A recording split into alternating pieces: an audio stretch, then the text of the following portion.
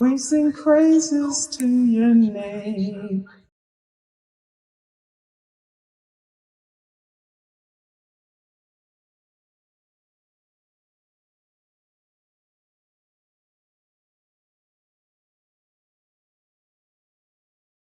All praise to the Most High. Hold on, let me see if y'all can hear me. Let me see if y'all can hear me. Let me see if y'all can hear me. Peace and blessings from the Most High, Shabbat Shalom, the seventh day. Today is the seventh day of the Most High. He said, remember it forever, keep it holy, forever, ever, yeah, forever, ever. Not temporary, forever, ever. It didn't change the Sunday. It's forever, ever. It's the seventh day. You have to count your days. Day one is what they call Sun's Day. You heard? Day 7 is what they call Saturn's Day. And then it's evening to evening, as the Mosai said in Barashayat, Genesis, evening and the evening is the first day. So evening, after when the sun goes down on what you would call Friday night, till the sun goes down on what you would call Saturday night, is a set apart. Kaya Dash, hold on, let me see. Are y'all here? Hold on, let me. There I go. It's the set apart Kayadash, holy day of the Most High, the seventh day. And tonight is all about counting. Oh yeah, we going somewhere tonight. We starting off with the seventh day because you got to count. Y'all done act like y'all done lost y'all rabbit mind. Y'all done let Julius Caesar with his what he called himself, his Janus worship, changing the new year to the dead of winter in January 1st, Janus, for the Roman god Janus. Then y'all have let Constantine come and change the Sabbath day to the Sunday for Sol Invictus sun worship. Y'all done lost your mind like y'all can't count. Y'all want to have a Julian calendar from Julius Caesar and Gregorian calendar from whoever, whichever Gregory that is or whatever. The devil's a lie. The Most High counts times. There's a time counting going on. Yeah. We already coming in. We already coming in nice and early with the all right, all right, hold on. We in nice and early. All right. Tonight's lesson, the path of the sorcerer, the moon or the sun, which are we to follow? You heard? They got up here following, talking about it's New Year's and we in the dead of winter. Tell me something that's new. It's still freezing cold. Ain't no leaf came back on the tree. Ain't no hibernating bears, and nobody came out of their hibernation. Ain't no plants coming up and everything. Ain't no new earth. How is it a new year? The devil's a lie. The devil's a lie. You and your toga wearing Julius Caesar, a Roman worship of these ditty gods, these ditties. You understand? Y'all following all these ditties. The devil's a lie. We call it study and show ourselves approved. You can count. It's like you can count the days of the week. You know, doggone way Sunday is the first day. So, yeah. Because Constantine then told you it don't matter. Yeah, it do matter. The Most High got days and times. You heard? The path of the sorcerer, the moon or the sun. You heard? Let's go. We going in tonight. Let me get my present.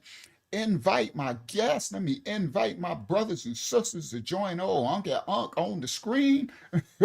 We going in. We going in tonight. I got some I put something together for your visual learners. You heard? Me and Yasharallah about to go double team tonight again. We about to do a double tag team tonight again. I put some visuals together for my visual learners. For those, I shout out to Pensilola, y'all bless. I shout out to everybody. There's two streams. There's a vertical stream that's up like on your phone, vertical like a TikTok. If you don't like that, all you gotta do is go out of the live stream and click on the other live stream, and you get back to the 16 by 9, the wide screen where all of us at in the chat. Most of us be over here in the chat. So if you find yourself over there in the vertical stream and you want to come over here in this chat, just close right on out and come back into the other one. All right. All right, now shout out to Diana and Yamala and Samkaya. We sing praises to your name. Shout out to our elder Some Kaya over there in Abraham's bosom. Rest up, some Kaya. All right. Now, we I'm getting in there real early. I got some visuals for you, Sister Phyllis Richards. Yeah, I got some backdrops. I got some visuals. I got a lot of stuff. It's going down. Shalom, Elder Tamaya. Shalom. Oh, sorry. What happened? Add back to the stage. Shalom, Elder Tamaya. Shalom, Hakyama. All right. We going in. We going in. We going in. First of all, that was a dope jam at the beginning, right? That was Yasha's new joint, right? That's Yasha Yaha, his new song, him and Ahaba Yah and Naya out there in Canada. Shout out to Canada and them. They doing their thing. That was a dope new song. I like that new song, Yasha. I like that one. About the love. Something about the love. They was talking about the love. Oh, Shalom, Diana. They was talking about the love. You like that song, Diana? They was talking. They talking about some real love. I like that. That was dope, Yasha. That's the real love, the love of the Most High. That the manuscript, the Safaria that they call the Bible, said they don't really love the Most High. They love the lie. So, somebody talk to me. The manuscript said they don't really love the Most High. They love the lie. You know, so they love Sunday. They love the lie. The Most High said in Genesis, Barashiyah, day 1 to day 7, on the 7th day he rested. The 4th of the 10 commandments said, keep it holy forever, ever. And you know what they do? They like, we don't care. We love what they love. What's his name? Constantine. We love Saturday. We love the Soul Invictus Sunday worship. So we don't care what the Most High say because they don't love the Most High. They love the lie. And that part. The Bible is a doggone prophetic book. If I ever seen one, it tells everything, everything, everything. Yeah, it does. It tells everything. All right, we going in. We going in. So let me get started. We going in nice and I'm right on time. That was a great song, Yasha. Let me I can't remember the tune now. Hold on, let me play this really quick. What do you say? Real love? Ain't that no, it's a real love. Can I share That's the screen? joint. All right, that was a good song. I was just listening to myself. I know you like, she like, Unc, you ain't sharing that. I know I wasn't. I was being foolish. I was over there rocking out to myself. They're like, Unc, that ain't fair. I'm like, I just wanted to remember the song. All right, now that you said it, I might as well. This is what I was.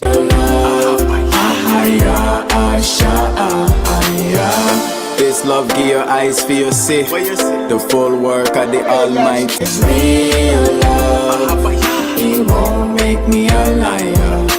Real love, this love give your. Come on, boy, y'all better, somebody done told you wrong. Y'all done bumped your rabbit mind and somebody done told you wrong. Yeah. Do y'all know what that means? That means I am that I am. Yeah, yeah. Yeah. That his name is not, his name is Yah. And when you put Yah in it, it means I am Yah, I be Yah. Yah means he is Yah, he is Yah. Yah is I am that I am. You better know the Habara Yah. Are we going there tonight? Because we going on the path of the sorcerer, the moon or the sun. And in order to understand where the people went lost, because they don't got the Habariyah tongue, they following that Canaanite Hebrew tongue, the Paleo and all that. Then they following the Yiddish and these wish people. They worship the moon. You didn't know that, did y'all? Did y'all know that those little wish convertites? Come on, Elder Tom, y'all know this. Those Babylonian, Ashkenazi, convertites, Amorites, you know what they worship? They worship the moon. You know what that little cap on their head is? You know what that little thing on their head is? That's moon worship, but y'all don't know that, do you? Oh yeah, we come to tell you tonight. We come to show you. That's moon worship. Yeah, these are moon worshipers. You understand? Praise the Most High. We're going to reveal some things tonight. Yeah, it's going down tonight. Come on now, y'all. It's going down. Let's get started. So I'm going to do the share screen. Right? It's real. Y'all really love the most. Some of them don't really love the Most High. They love the lie. You heard? And the Most High said, and if you do, he gonna give you over to a strong delusion. He gonna give you over to the lie. You heard? Nah, you gotta love the Most High in spirit and in truth. That part. Not just in reading the book and doing that, no, spirit and in truth. I want to know the truth. I need to know the whole truth and nothing but the truth. All right, here we go. Let's do the thumbnail. Let's get this party started. We're going to get this party started right on Friday night. Just got paid. Bam, bam. Most High Shabbat Yacht. Bam, bam. Get your snacks. Bam, bam. And we're going to teach this word. Put in all this ayadah, this work for the Most High to teach his children. Put in all these images, and I done made all this for my visual learners. You heard hours and hours and hours. That's why I start so late. Y'all know why I be starting like 9:15, 9:20? It ain't because I'm lazy. It's because I'm sitting here still working to put this presentation for y'all. Come on, Yadasa, are you dar, Yadasa? I'm sitting there. I ain't lazy. I've been sitting here since 5 p.m. That's the part. Let me explain that part. I want y'all to think Unc be on colored people time. Unc be on, no, Unc be on work time. Unc be on yard time. Unc be on ayadah work. You heard? I'm sitting up here since 5 p.m. I woke up at 5 p.m. I've been sitting here putting this together. That's why I ain't start till 9:30. You know why? Because about 9 o'clock, I said, okay, I got to stop and run in the bathroom and try to wash up and wake myself up so I could come in here and teach this word for another 4 hours straight. Y'all better understand this is ayadah. Thank you, daughter of Yah, Yashala Yah. Thank you so much for your donation, Yashala Yah. Hakyama, could you put that on the screen for us, please? Thank you so much for your donation, Yashala Yah. All right, let's go. So I just wanted to put that out there because I know you're like, come on, man, you late. No, I ain't late. I'm early. I've been sitting here since 5 p.m. You heard? This part, putting all this together since yesterday. I ain't start at 5 p.m. I had to stop yesterday after when I got home from the gym. I got to work out yesterday. I came in and I worked, putting the thumbnail, putting all this together. Then I had to go to bed and get back up at 5 p.m. and start on part 2. So that's why it'd be like 10 hours, 15 hours for me working on these studies. But this is the ayadah, the work of the Most High. Teach my children, the Most High says, in spirit and in truth. They on the werewolf's path.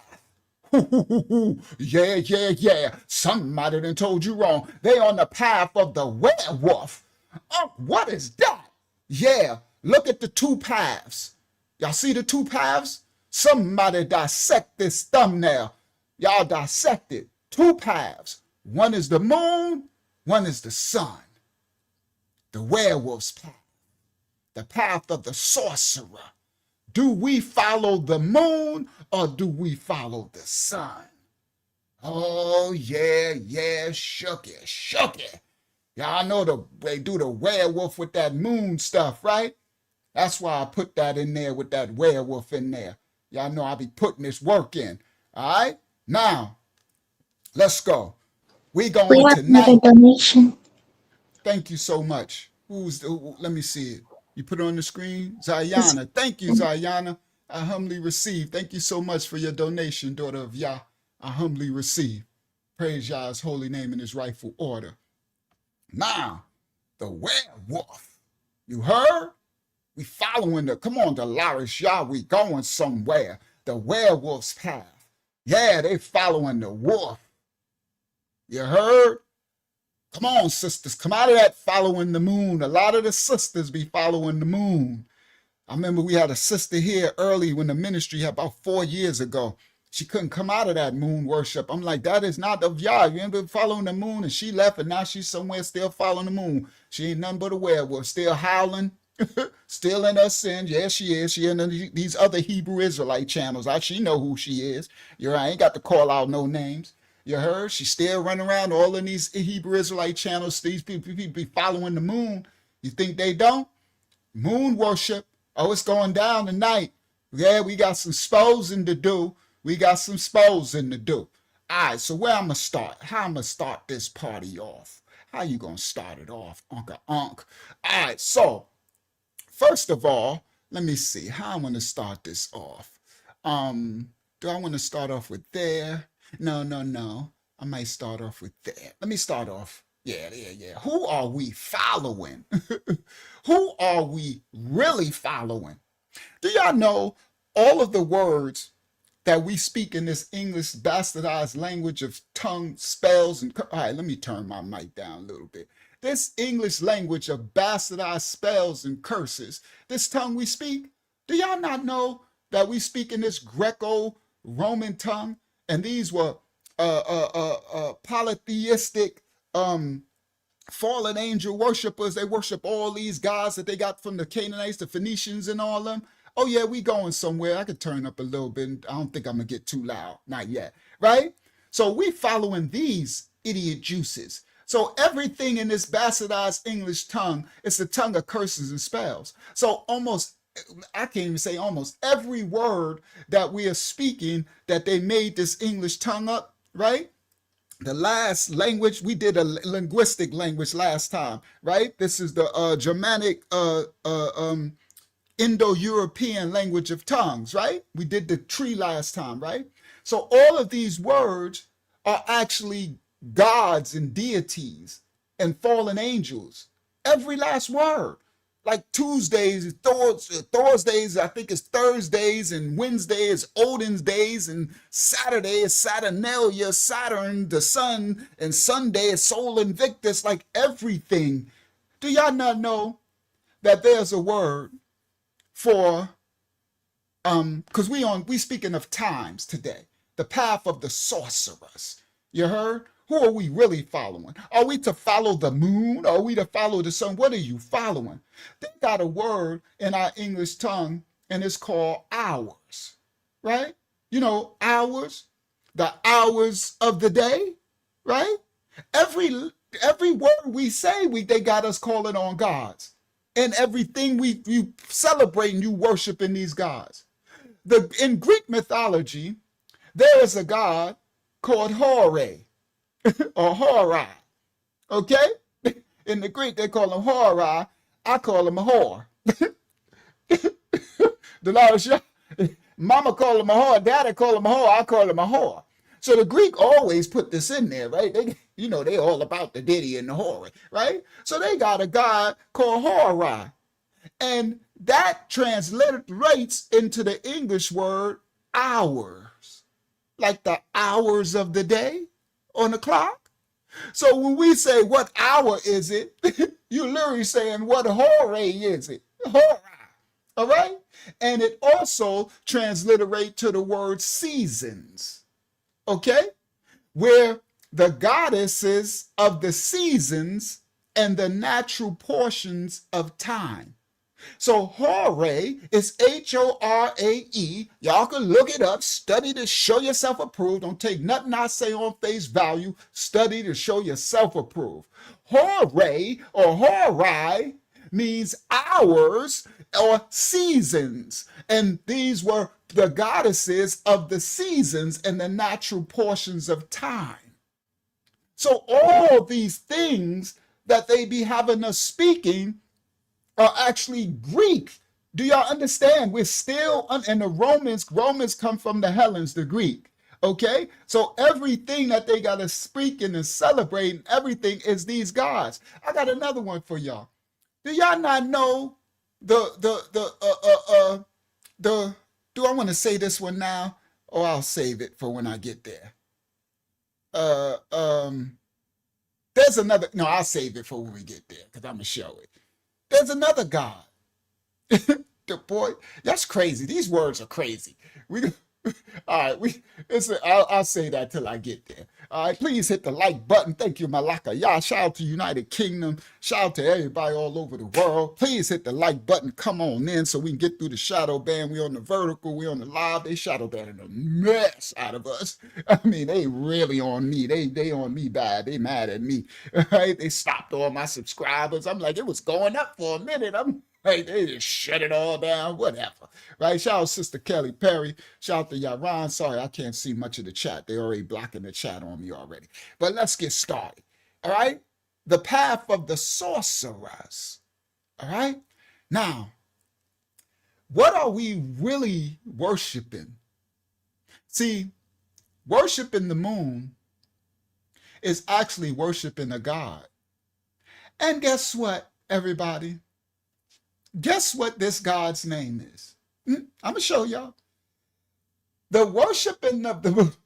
And these Israelites do it too. They love. So it came from the last live stream when I showed the young girl that, and she was breaking down that we don't celebrate Janus New Year's, and she said something about we celebrate the moon or something, and I said no, no.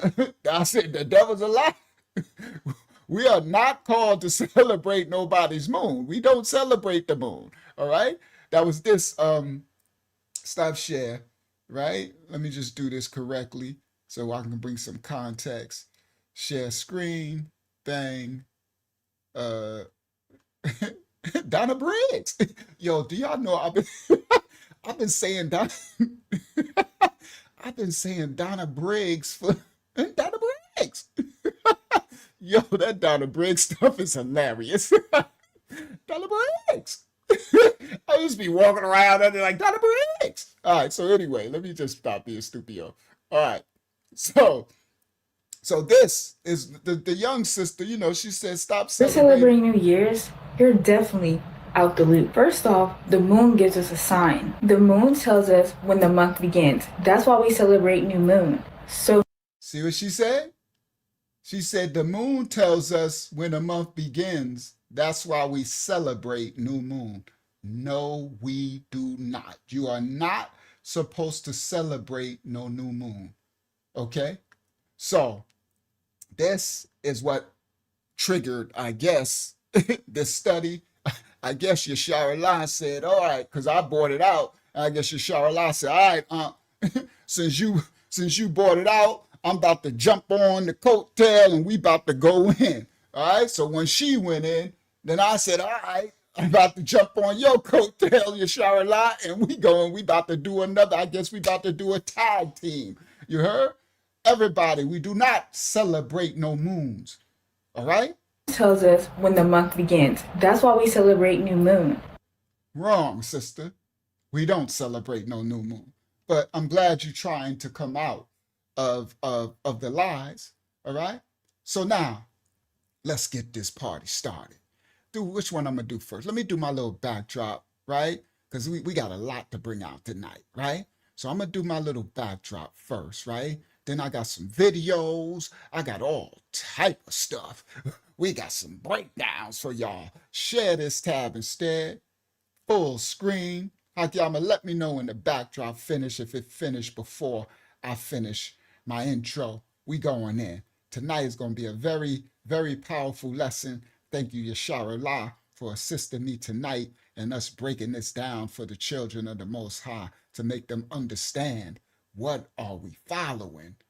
The path of the sorcerer, the werewolf's path, the moon, the sun. What are we following? All right, here we go. Let's get this party started. Now, family, there's a difference between observing creation and bowing down to creation.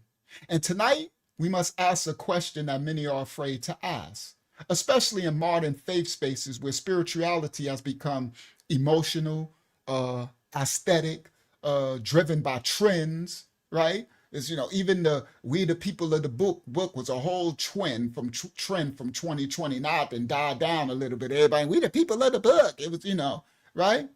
Now, across social media, across all these churches, Christian churches, Hebrew Israelite churches, and synagogues and synagogue. See, it's okay. I'm a wait. It's so much that's gonna come out because when you're worshiping the moon, you're actually worshiping an actual Greek god, and his name is Sin. That part you cannot make up. There's a Greek god named Sin, and he is the moon god. We going there. Sin. Sin is a god, and he is the moon god, right? That's why those convertites worship in a synagogue. That'll come out a little later. All right? Agaji. So it's the worship of the moon god Sin in their temple. But most people don't know that. And even the little disc on their head. All right, but we going somewhere. All right? Now, we're going to show it all with receipts tonight. The worshiping of the moon is the worship of the god Sin. All right. Now, across social media, across Hebrew Israelite camps, across churches, Christian, across synagogues and all that, right? And right? Across prayer circles and gatherings, many believers, more specifically a lot of the women, are celebrating the full moon. Now, the women have an inclination to be drawn by the moon because there's some symbolism there. But that's why you need to be covered. Sisters come out of that. All right? You're drawn to it. A lot of the sisters in Awakening and Fakening too are celebrating the full moon. They sing to it. They chant under it. They mark its cycles. Some even say they feel closer to the Most High because of it. Okay? Because of this moon, because the moon tracks the cycles, is symbolic to the woman. There's a pull, there's an attraction that pulls them to the worship of the moon. That's the god Sin in the Greek Hellenist tongue, right? But the question is not how does it feel? The question is this what our Safariyah manuscript scriptures actually teach? Are we instructed to follow the moon or the one who made the moon? See, are lunar rituals biblical timekeeping, or are they ancient practices revived under a new name? Everyone, the word lunar is another Greek god. Yo, this stuff, as we go through from Christianity, from Hellenes to Roman to Christian to, we still in the series, even though we on a branch, we on an offshoot branch because of this new moon stuff, but we can't get away from the Greek because that's the tongue. Do y'all not know there's a god, a Greek god called Luna? That's where we get Luna, the sun, and that's where you get the root word lunatic. It's the psychotic thing of worshiping that moon god and the practices, and we'll get there later. It's always goes back to the Hellenes and the Romans. It never stops. All right. So this lunar following these cycles, rituals, or biblical timekeeping, or are they ancient practices revived under a new name? I think, are they ancient practices revived under a new name? See, scripture draws a very clear line between signs and objects of reverence and worship. Deuteronomy 4:19 says, "Lest thou lift up thine eyes unto the Shamayam heaven, and when thou seest the sun and the moon and the stars, shouldest you be driven to worship them." That's a warning. Everybody? Deuteronomy 4:19. You shall be driven to worship the celestial bodies. Creation was never meant to receive worship. Creation was never meant to receive worship. It was meant to point to the Creator. Worship is for the Creator, not the created. And yet, throughout history, the moon has been one of the most worshipped objects on earth. The moon was more worshipped than the sun. Most people don't know that. Not metaphorically, but ritualistically. In ancient, what they call Mesoamerica, the Mayans, they revered the moon goddess of Ixchel. It's Ixchel. I'll be able to show y'all that on the screen later, the spelling. This is the moon goddess of medicine, fertility, and childbirth. Her worship involved pilgrimages, dancing, singing, and giving offerings. This is the Mayans, okay? offerings. And during the full moons, the Mayans would leave out bowls of water. They were placed outside to capture the moon's reflection for divination, the reflection in the water. They have a god, a Greek god called Narcissus. Narcissus. That's where we get the word narcissistic. And he was the god of worshiping his reflection in the mirror. Everybody, it's all these Greek gods, these deity gods, Helens. In the Aztec world, lunar figures, moon figures like Metzli, Metzli, and Koyalaxauhqui, or whatever, Coyolxauhqui. These in the Aztec kingdom, these moon gods were honored with moon festivals, chants, offerings, and ritual calendars. They governed their spiritual life. The moon was not just observed, it was consulted to. In ancient Hellenes, what the Romans called Greece, the moon was personified as the god Selene. Selene. Selene. Later blended with the gods Artemis and Hecate. The goddess most associated with witchcraft, crossroads, and sorcery was Selene, the moon god. The moon, listen clearly, the moon goddess, Selene, was most associated with witchcraft. That's where you get your moon, with the witch and the moon and the broom and all that divination and with witchcraft, crossroads, and sorcery. Hecate, sorcery. That's why tonight's lesson is the path of the sorcerer.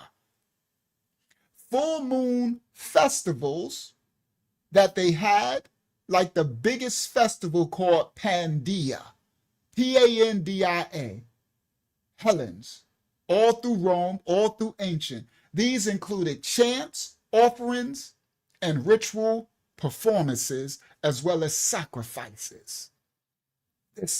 These practices were not symbolic poetry. These practices were acts of devotion. And this is why tonight's lesson is so important. Because when modern believers unknowingly repeat these ancient rituals by singing, chanting, timing their prayers to the moon, or seeking guidance during full moons, or like that sister said, we celebrate the moon. No, we do not. These are ancient rituals being practiced, a lot unknowingly. My people are destroyed for a lack of knowledge. See, tonight we are teaching to ask the question, are most walking in Safariyah biblical faith, or most retracing the path of the sorcerers? See, the Bible, the Safariyah, is not silent on this matter. Yashayaha 47:13, Isaiah 47:13 says, let now the astrologers, the stargazers, the monthly prognosticators stand up and save thee.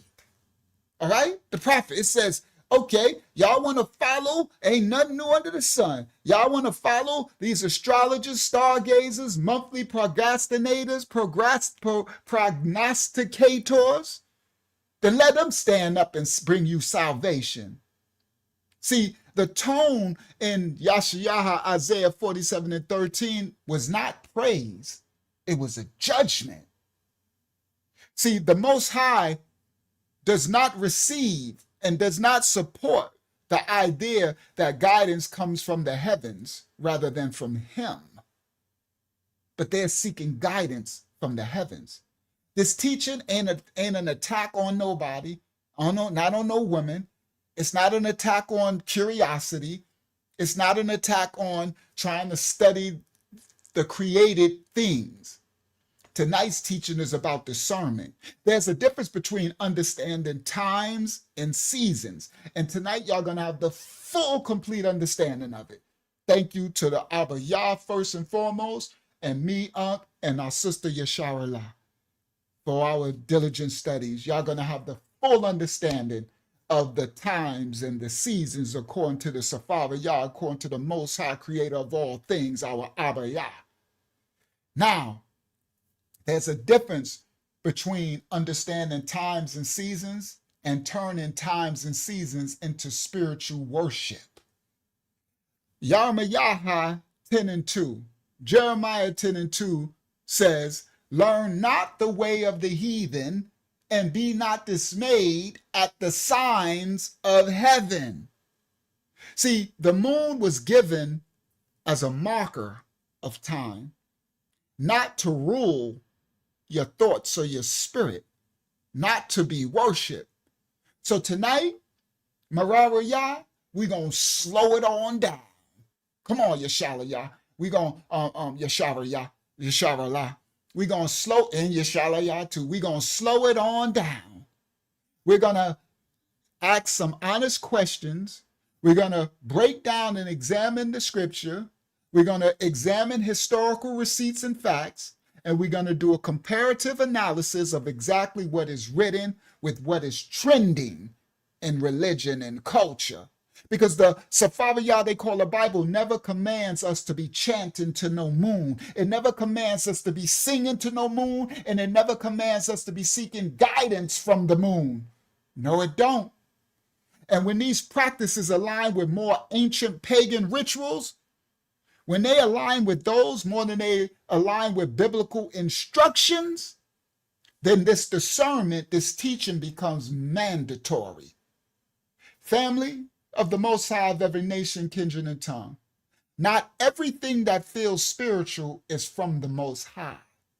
I need to say that one more time, because a lot of people get in their feelings and they think that just because something feels spiritual, that don't mean it's from the Most High. Not every light in the sky is meant for you to guide you anywhere. Nah. Tonight, we examine the path of the sorcerers so we don't accidentally walk into the path. Let us begin. Yeah, we sound in the Safari Yah. Let us begin. There are two different sources of light. There are light that leads, and there are lights that deceive. I'm going to say that again. There's a kalalaya to everything, a completion. Two different sources. A light that leads and a light that deceives. Now, where am I going to go?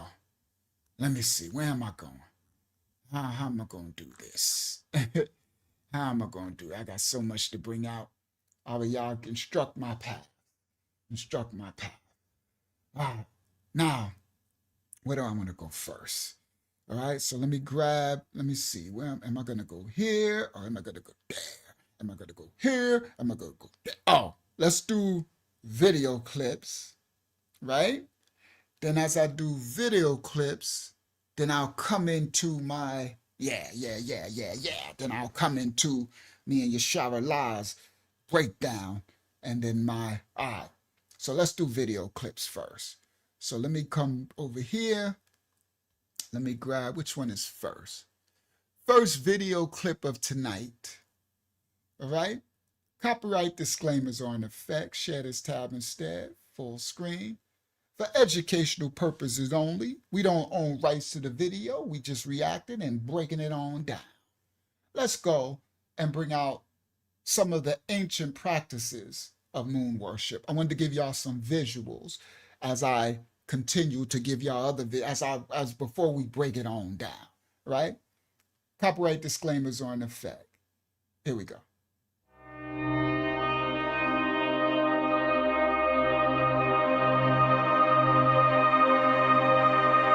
Why did the Sumerians and the Babylonians worship the moon.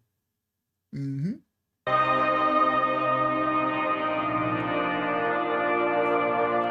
Hold on. Why did they worship the moon god? The worship of the moon in ancient Mesopotamia was one of the earliest and most important aspects of Mesopotamian religion. Known as Nana in Sumerian and Sin in Akkadian, the moon god was worshipped across different Mesopotamian cultures. All right, let me explain. Let me do this. Let me come back to this. Let me come back to this. All right, let me do my breakdown first. So I want to introduce y'all to them first before I show y'all these people's clips, right? So let me do this. I put this together for you. I didn't even title it. That's okay. Let me do this. Let me come to my Google Drive, right? Put this doc together for y'all, right? So let me stop share, come back to y'all. We'll come back to the video clips. Let me go to Windows, share screen, window, bang, share. All right, let me see what y'all see. Okay, hold on. There you go. Let me collapse the side. Hakiyama taught me that. All right. Now let me make the text bigger because y'all might need bigger text. Let me see. Is the text? Yeah. Can you take the live chat off the screen? Well, yes. Thank you. Thank you so much. Thank you very much. All right. So let me make the text a little bigger for y'all. Right? Y'all need the text a little bit bigger? You cannot put a percentage on, so it's like spreads more on the screen. See how it says 100%? I don't see. Right, Okay. yeah. The zoom, yeah. All right, hold on. Let me try.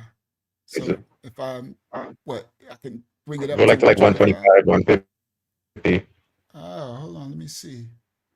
I like that. Yasha, you trying to give me some tips and tricks. Hold on. Okay. That's better for y'all? Now I can move it to the side too. I thought I could. Now I can't. Oh, there you go. Yep. Hold on. Is that better? Is that better, y'all? We cooking with olive oil?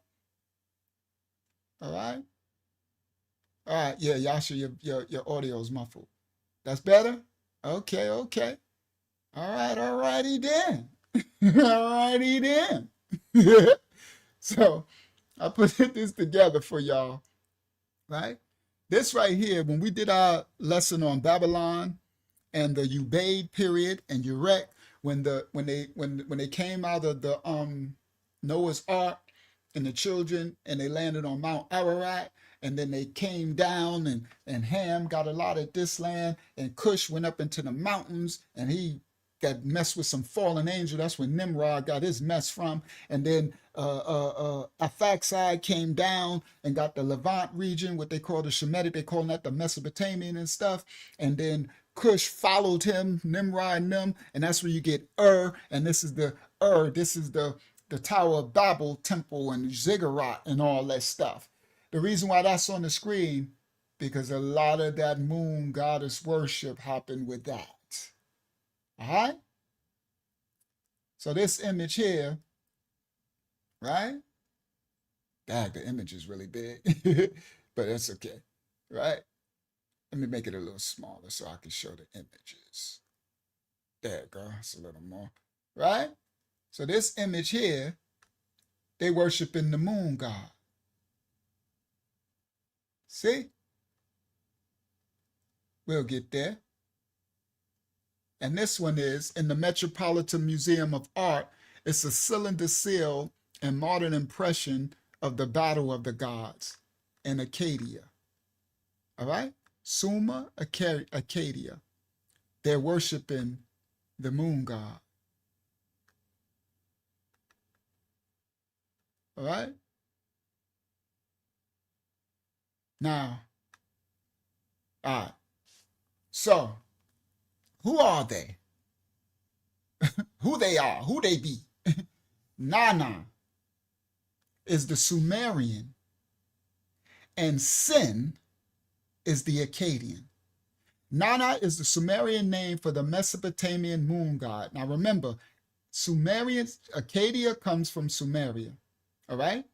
So, and Acadia is where our ancestors get this that's where where the vowels first got introduced. The vowels, that fallen angel, the U was introduced in Acadia, right? Before that, there was no U. Nobody called the Most High name no Yahuwah at all. There's no Uwa in a Habarayah.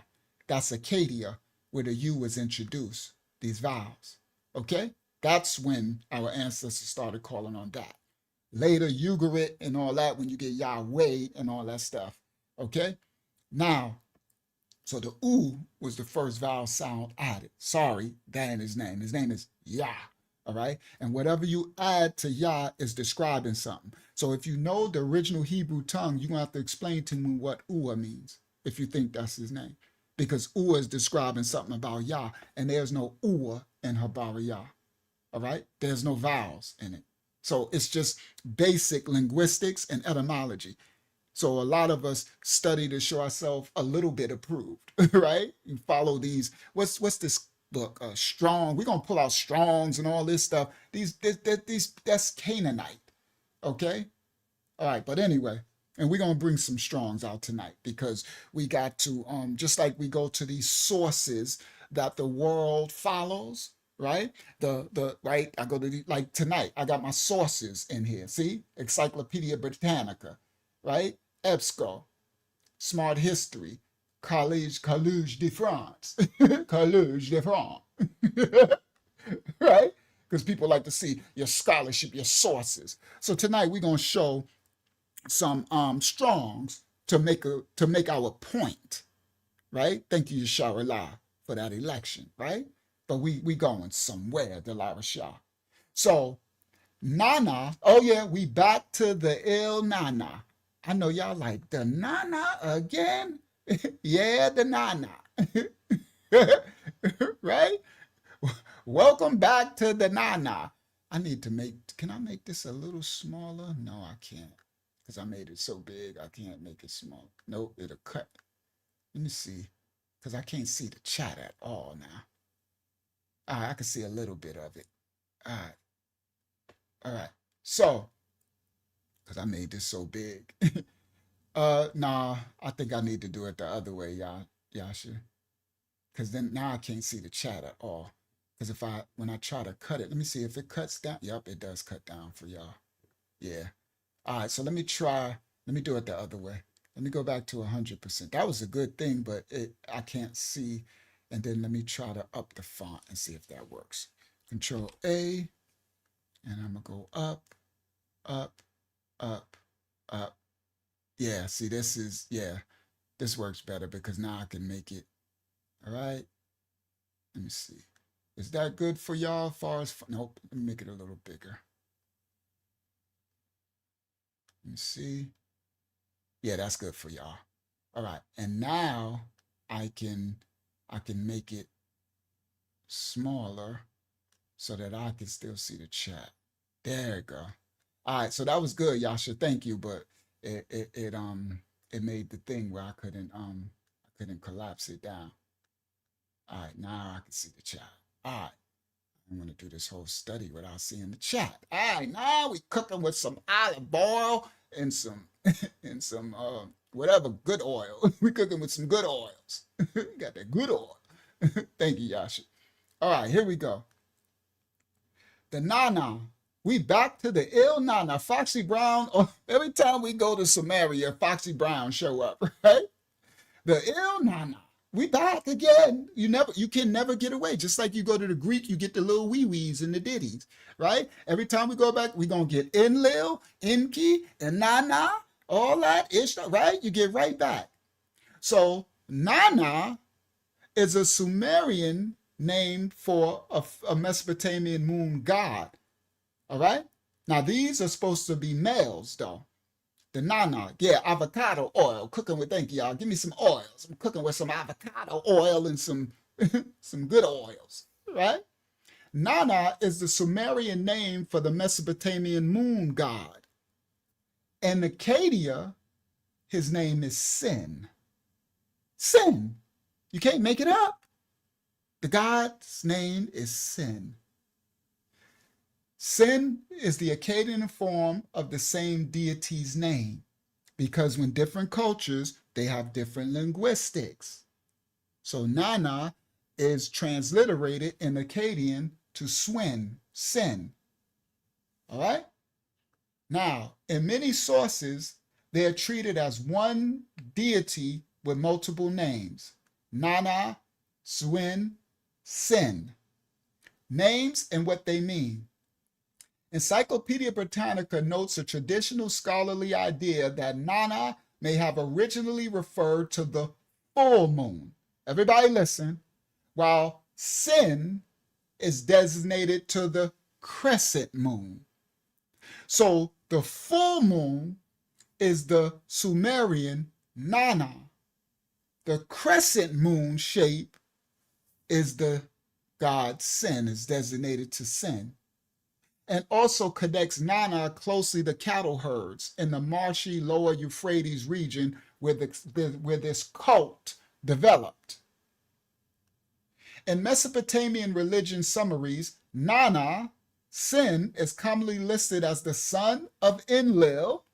Here we go back to Enlil, and as the father of Utu or Shamash, and Inanna, which is Ishtar. We keep Easter, we always come back. It all ties in, okay? Ishtar, Easter, Inanna, okay, is the daughter of Sin, of the moon god. So Easter is the daughter of Sin. You can't, it's just funny when you just really break this stuff down. It's crazy work, right? And it's also crazy how they just make all these gods and have them, they have kids and children, they got all this stuff. I'm like, why? Well, I guess everybody does that, right? We got ours, our creator, he's supposed to have an only begotten son, and we supposed to be his children, right? But at least we're physical, right? But I guess, you know, it is what it is, right? You're going to believe in something, even if you believe in nothing. But anyway, so, and Nana, Ishtar, Astarte, Shira, right? All these different names. It's the daughter of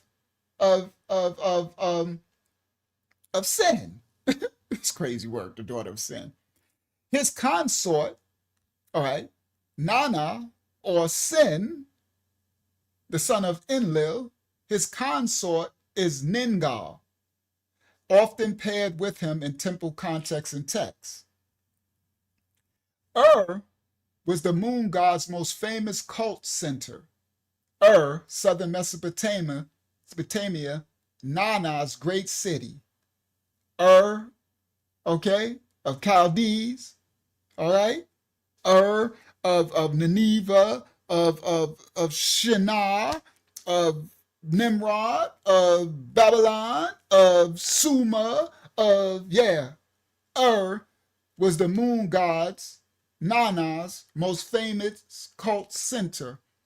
A monumental ziggurat and temple complex there is widely described as being dedicated to Nana, the moon god, the city's divine patron, right? That's the ziggurat that I did at the top. All right? Now, Smart History notes that the ziggurat of was built around 2100 BCE under Namu, the third dynasty of for Nana. We broke that down in our ziggurat lesson a long time ago, right? A Collège de France lecture page identifies Eskenugal as most important sanctuary dedicated to the moon god Nana/Sin, and glosses its ceremonial name as Temple Shining Like Alabaster. Haran, Sin's other great center. Haran was another major cult place for Sin. the moon god. That's crazy for sin. With a temple called Ehulu, Ehulu, Ehulhul, Ehulhul, Ehulhul. I'm sorry, I'm just being stupid. Ehulu, often highlighted later in history. All right? Haran was another major cult place for sin. She said, bless you, multiple historical discussions of King Nabonidus emphasize his unusual devotion to sin of Haran. See, this is all through history and ancient texts. Sin of Haran. And describe him rebuilding and promoting Sin's temple there. This is King Nabonidus. All right? Nabonidus. All right? He built and promoted Sin's temple. All right? In Haran. Now, the cylinders of Nabonidus, inscriptions describing his building works, explicitly speak of rebuilding Ahilele. Ahilele. I'm sorry, this is just too much fun for me with that. I'm in Fulio mode. Y'all just have patience with me tonight, all right? Explicitly, cylinders of Nabonidus explicitly speak of rebuilding Ahilele, the temple of sin. That's the temple of sin, Hulu, and even mentions bringing Sin and Nengal in procession and installing them into the temple. An academic paper on Nabonidus' brick inscription discusses Nabonidus' rebuilding of Ahilele at Haran in inscription detail. I cannot not do that when I see it. I'm trying. All right? We're going to get away from Ahilele in a second, Pensilola. All right. So this is history. All right? Everything we do, you just go look it up. That's why I'm putting it on the screen. Before I used to just speak it, but now y'all are visual learners. So now Most High instruct me, put my research on the screen and everything so y'all can look it up, find it, everything, all of it, right? Now, Britannica ties the god strongly to lunar phases, full moon, crescent moon, through the names and the traditions. In Mesopotamian visual language, the crescent is the moon god's most recognizable marker on boundary stones called kurduru and reliefs. The moon symbol often appears with other astral deities, gods, commonly alongside Sun and Venus symbols in later traditions. All right? Museum collections preserve cylinder seals from the broader Akkadian world that help scholars study divine imagery and symbols, including horned headdresses for gods. Everybody, y'all gonna find out. Guess what the symbol for the moon god is? Can anybody guess? Ding, ding, ding, ding, ding. I'm trying to make the sign for Jeopardy. I mean, the sign for that. I wish I had that sign. Can y'all take a wild guess? What is the symbol for the moon god? Would it happen to be a bull? Would it happen to be horns? Nope, not a cross, not a circle. Horns. Horns. A bull. It never fails, right? It never fails. All right. So the release with astral deities alongside Sun and Venus symbols in later tradition. Museum collections preserve cylinder seals from the broader Akkadian world that help scholars study divine imagery and symbols, including horn headdresses for gods. The cosmic order in time. As the moon, Nana, Slint/Sin naturally connects to night, months, and calendrical rhythm, the lunar month was fundamental to Mesopotamian timekeeping. Britannica specifically links Nana to cattle herds and the marshland economy in southern Mesopotamia. Ur's great temple complex and state sponsorship, Namul Ziggurat program, we broke that down in fullness on one of our lessons. Ur's great temple complex and state sponsorship show how the moon god's cult was woven into kingship and public life. Nabonidus' rebuilding and promotion of Sin at Haran, the moon god, is a classic example of a king pushing a god deity status for religious political ends. A summary of the Sumerian tale describes Nana traveling to Nippur to visit his parents. Now, this is where they make these mythological stories of their gods, right? So this is the Suma, ancient Sumerian tale of the moon god Nana. It's traveling to Nippur to visit his parents, Enlil and Ninlil, or Inki, or Enlil, and right? These are Lil Nanas. We get your Lil Nas X, Lil Wayne, and Lil. So we get you all your Lils, right? All right. So the Sumerian tale is the moon god Nana traveling to Nippur to visit his parents Enlil and Ninlil, bringing gifts. Framing Nana as a deity who honors divine order and seeks blessing from the head of the pantheon. The Penn Museum highlights Enheduanna, circa 2300 BC, as a high priestess associated with the moon god's temple world and as the earliest named author in world literature. A long-form discussion of Enheduanna describes her appointment as high priestess at the temple of the moon god Sin in tying devotion, literature, politics together in the Akkadian imperial context. Right? I got all my sources there. The celestial clock, lunar rituals, worship, and cycles in ancient civilizations by me, Uncle Yahya. The moon, with its predictable yet mysterious cycle of waxing and waning, has served as humanity's first clock, calendar, and spiritual guide across millennia and continents. Ancient cultures developed intricate lunar rituals that integrated the celestial rhythm into their social, agricultural, and religious lives.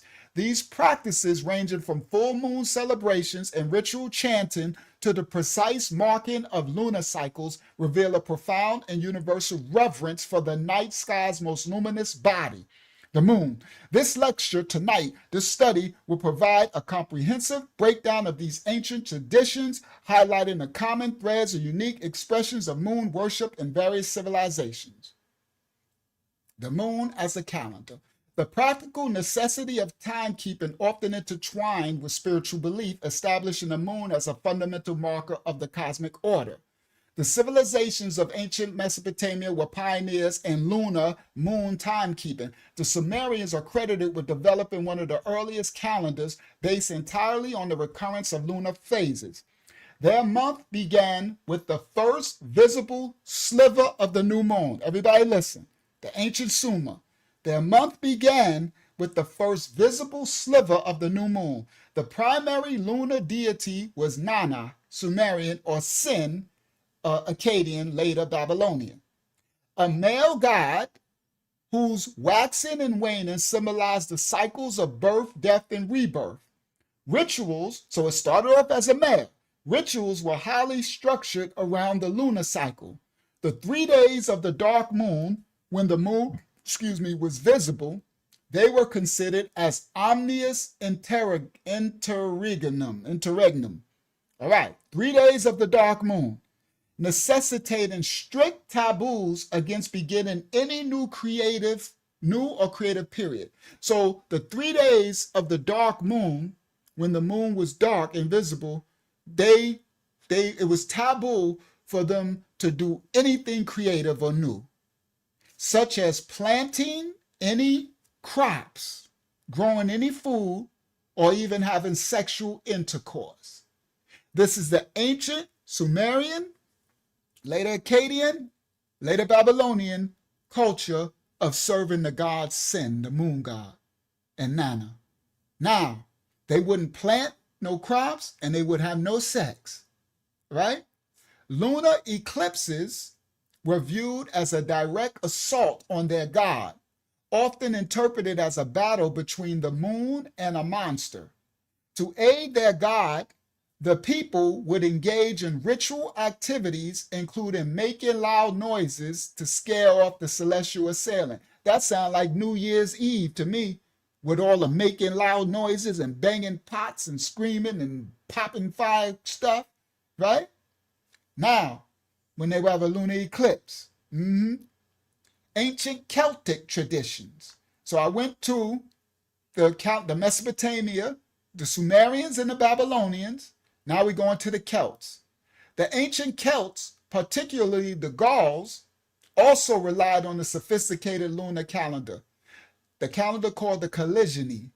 The Caligini calendar, 2nd century CE, a bronze plaque discovered in France, is the most important evidence of this system. It is a lunisolar calendar that precisely tracks a 5-year cycle of 12 lunar months with an intercalary month added every 2.5 years to align it with the solar year. All right? So they have a 5-year cycle, shout out to Rohan, of 12 lunar months with an intercalary month added every 2.5 years to align with the solar year. This calendar itself, let me get through this and then we're going to get to the videos, the visuals, y'all going to enjoy it. This calendar itself, let me get to the text breakdown so that when y'all see the visuals, y'all got the full understanding of all the cultures behind what I'm going to show in the visuals. The calendar, this what is called Caligini calendar, the calendar itself suggests ritual significance. The month's Cantlos is interpreted as the month of chanting. This indicates a specific period dedicated to ritual songs. Furthermore, the Roman author Pliny the Elder, he recorded a famous Druidic ritual. And this is the ritual. This is what Pliny, the Roman author, recorded. And it says, I quote, the mistletoe, Christmas anyone? We doing cultic, Celtic, Druidic, moon god rituals, and they say mistletoe. See? The mistletoe, however, this is the Roman author Pliny recorded a famous Druidic ritual. And I quote, the mistletoe, however, is but rarely found upon the oak, and when found is gathered with rites replete with religious awe. This is done more particularly on the 6th day of the moon, the day which is the beginning of their months and years. The oak, that's the oak with the Christmas, the oak god. I forgot what they say. They burn the oak or something. I forgot what it is, right? This practice underscores the moon's role not just as a timekeeper, but as a sacred arbiter of the year's beginning. Full moon celebrations, chanting, and healing in India. Thank you, the Yule log. Thank you, guys. Yes, that's what I was looking for, the Yule log. Full moon celebrations, chanting, and healing in India and Africa. The full moon, a time of peak luminosity, was universally recognized as a period of heightened spiritual power, inspiring rituals focused on cleansing, healing, and manifestation. Ancient India, Hinduism. We just went and broke down Indo-European, and the Aryans brought this Hinduism stuff, right? It's crazy what how all this stuff be tying together. In Hinduism, the full moon day, known as Purnima, is considered highly auspicious. It is a time for intense spiritual practice, and it is believed that any good action performed on this day, on the full moon, yields multiple results. The central ritualistic element is chanting. The devotees engage in the recitation of mantras, such as the Om Namo Bhagavate and the Vasudevaya. I know I'm saying that horrible, but I'm trying. The Vasudevaya, or the Mahamrityayaja. Thank you, Sincere. You're very welcome. And it's going to get better with the visuals that's going to come in a second. I'm just doing the textual breakdown first, right? Sorry, I'm glad I got it on the screen so y'all can see, like, dag, you tried, right? Mahamrityayaja mantra, right? So the central ritualistic element is chanting. Devotees engage in reciting these mantras, that one, and this one. And these meant to stabilize the erratic lunar energies and to seek blessings, they chant these mantras, all right? Other practices include offering water to Shivling and engaging in deep meditation. So the Sumerians also, the Akkadians put out water. No, that was the Incas or the Mayans, one of them two. I think it was the Mayans put out water. So does the Hindus culture, right? They put out water, offering water to Shivling and engaging in deep meditation, all aimed at harnessing the moon's potent energy for personal growth and spiritual alignment. Ancient Africa traditions, the San people and the Yoruba. In Southern Africa, the San people, the Bushmen, they integrated the full moon into their most vital communal ritual. It's called the trance dance.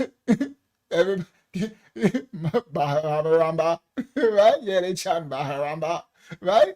So in Africa, in San, they got the trance dance, right? Let me say that dong, dong, dong, dong. I like it when it go. I don't know why the thong song came in my head. Because that's a trend. They ain't nothing but ultra pound. They ain't nothing but witchcraft. Right? The thong song came my they over there in the sand people, that thong, dong, dong, dong. Where do we go? They do the trance dance. Or they call it the great dance. This is a circular dance and it involves men dancing rhythmically while women clap and sing. All right? The sand people, right? The dance is a powerful healing ritual designed to help shamans. Those are pharmakeia sorcerers, right? Shamans, who heal shamans.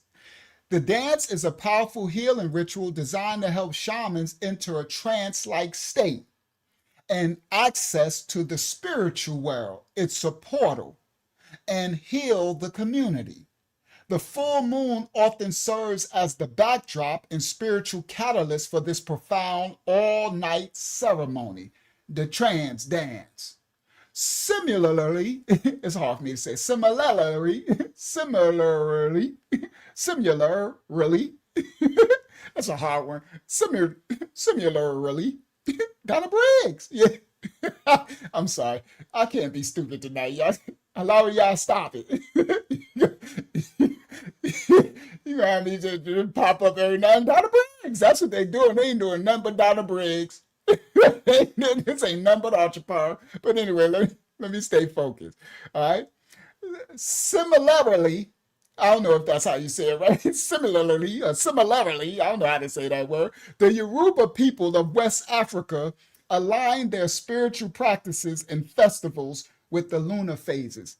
For those who want to know what we're laughing at when we say Donna Briggs, you got to watch the last live stream. They shadow banned the mess out of that. It only got like 500 views right now, right? They shadow banned the mess out of that. But it's a great lesson, and you'll get introduced to Donna Briggs. Right? That's the black girl who became white. This girl crazy. That girl, she is whiter than the whitest white I ever seen in my white life. I mean, in the white life. Right? She is the whitest white girl. I'm like, she whiter than white people. I'm like, and then she changed her voice. And Donna Briggs. Sorry, everybody. Those who don't know, I'm trying to get y'all in on the joke. Right? You got to watch the last live. Right?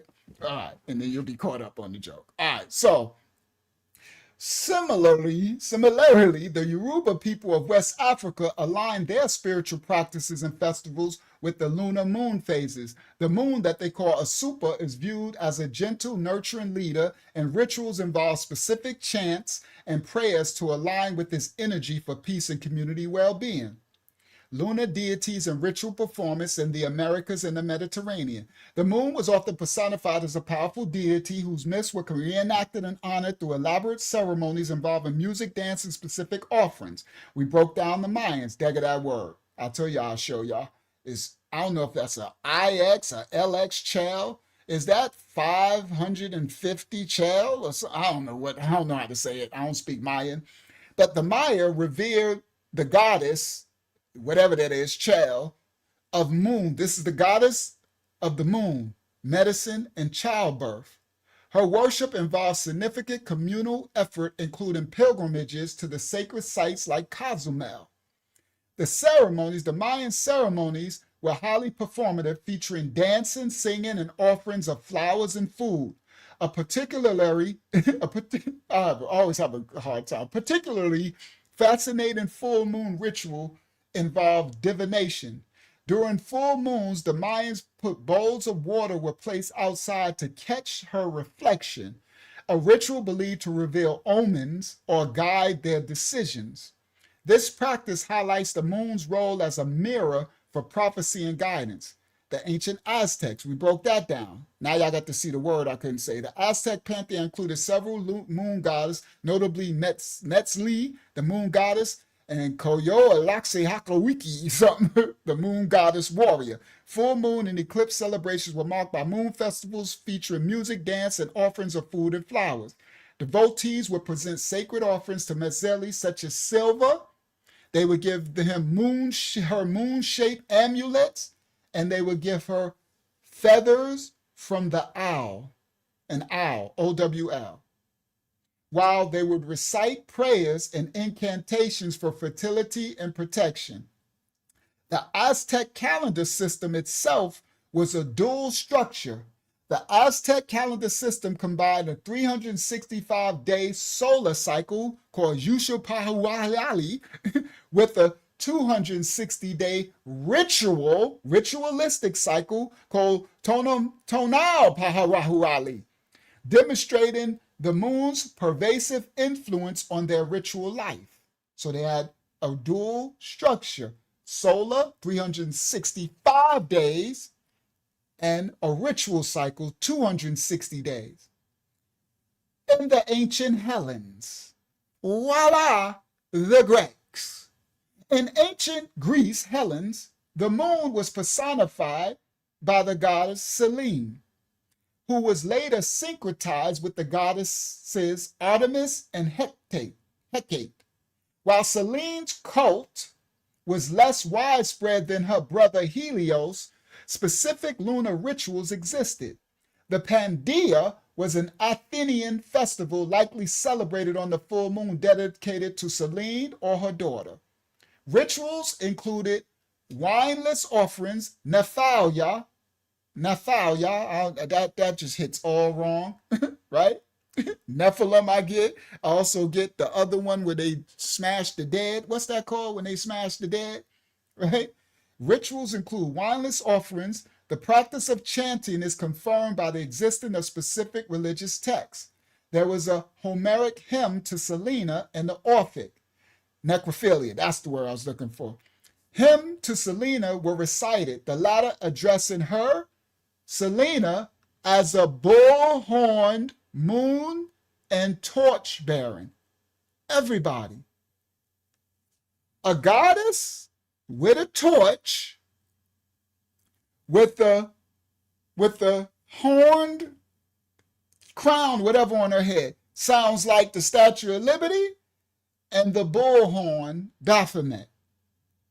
The moon was also heavily associated with magic and folklore, particularly in relation to women's health, with a belief that the full moon facilitated easier childbirth. All right?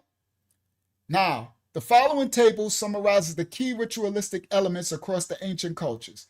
I made this table for y'all, but we'll do it another time. I'm gonna get to the videos, right? All right, because it's I made it. It's too, when I zoomed in, it's too big now. Let me zoom out of it. Oh, I didn't make it. Let me do. Right. So let me do it. Control A. Let me zoom out of it so y'all can see the table better. Oh, there we go. There we go. Now y'all can see the table better. Right? So this is the table. It still looks kind of crazy because it's still too big. Let me bring it down a notch. Bring it down one more notch. All right. So this was the table. It was better when I make it smaller, right? It says the culture, the primary lunar cycle, full moon rituals, chanting, singing.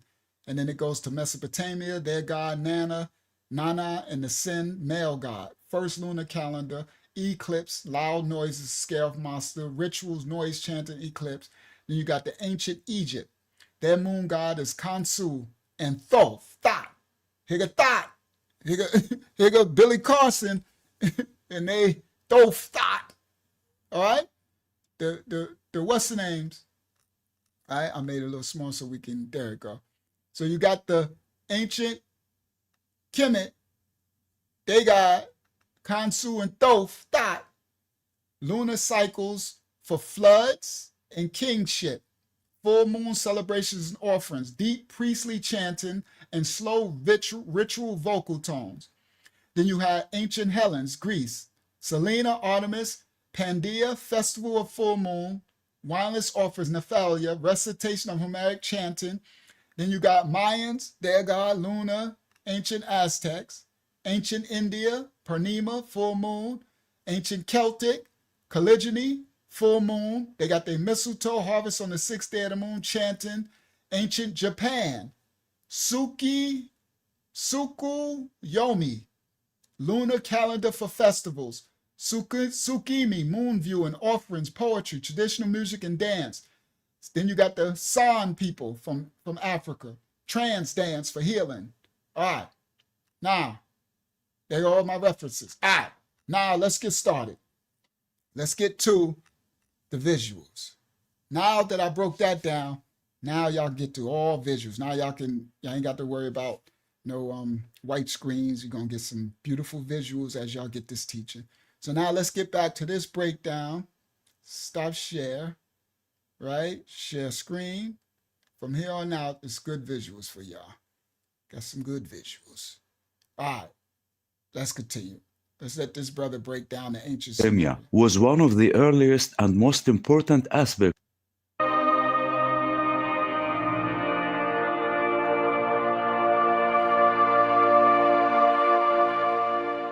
The worship of the moon in ancient Mesopotamia was one of the earliest and most important aspects of Mesopotamian religion.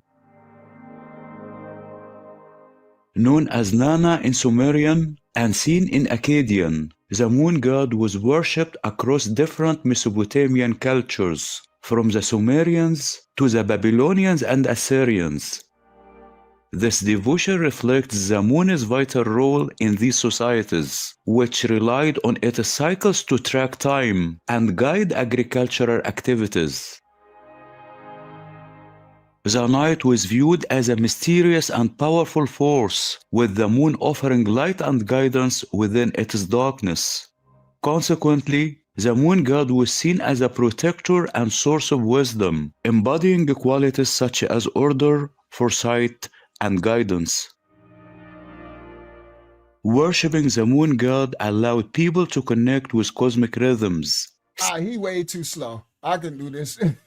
All right, so I'm not about to do them. He way too slow. So look at Inanna, Ishtar, right? Enlil, Ninlil. These are the moon gods, right? Nana, Sin. Supposed to be the daughter of Enlil. Utu is Shamash. So Acadia, Ugarit, Suma, okay? Inanna, Ishtar, that's Easter. That's Asherah, Astarte, all that, right? Let's do, hold on, because he's joking too slow. This is a great image of the Ziggurat. Main temple of Nana was the Ziggurat of Ur, located in the city of Ur.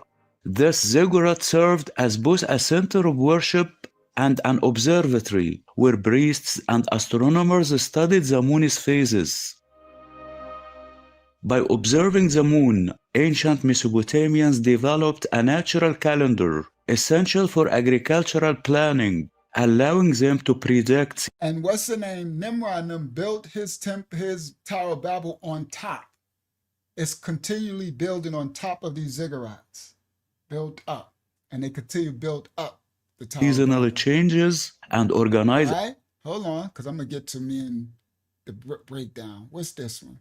Prayer to the moon god Sin. The following prayer dates back to the 6th century BC. It was written by Shamash Shmokin, the king of Babylon, from 667 to 648 BCE. The king praises Sin's power to bring life. I'm going to come back to him. He talking too slow for me. Bro, you give me snooze fast. All right, let me do this one. Do this one really quick. Share this tab instead. Snooze fast.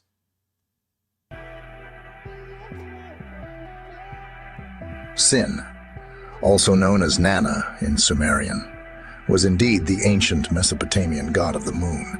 Sin was a significant deity in Mesopotamian mythology and religion, particularly in Sumerian and Akkadian cultures.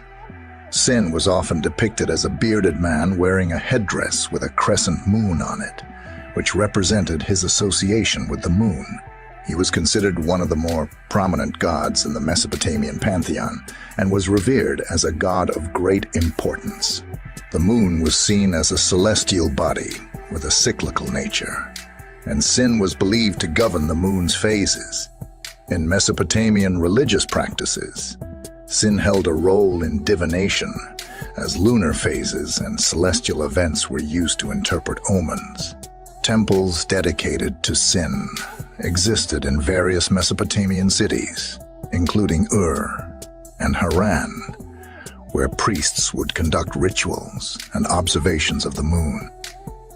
In Mesopotamian mythology, Sin was often depicted as the son of Enlil, the god of the air, and Ninlil, the goddess of the wind.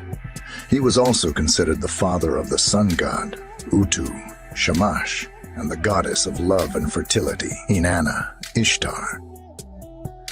In Mesopotamian mythology, it was believed that Sin embarked on a nightly journey across the sky.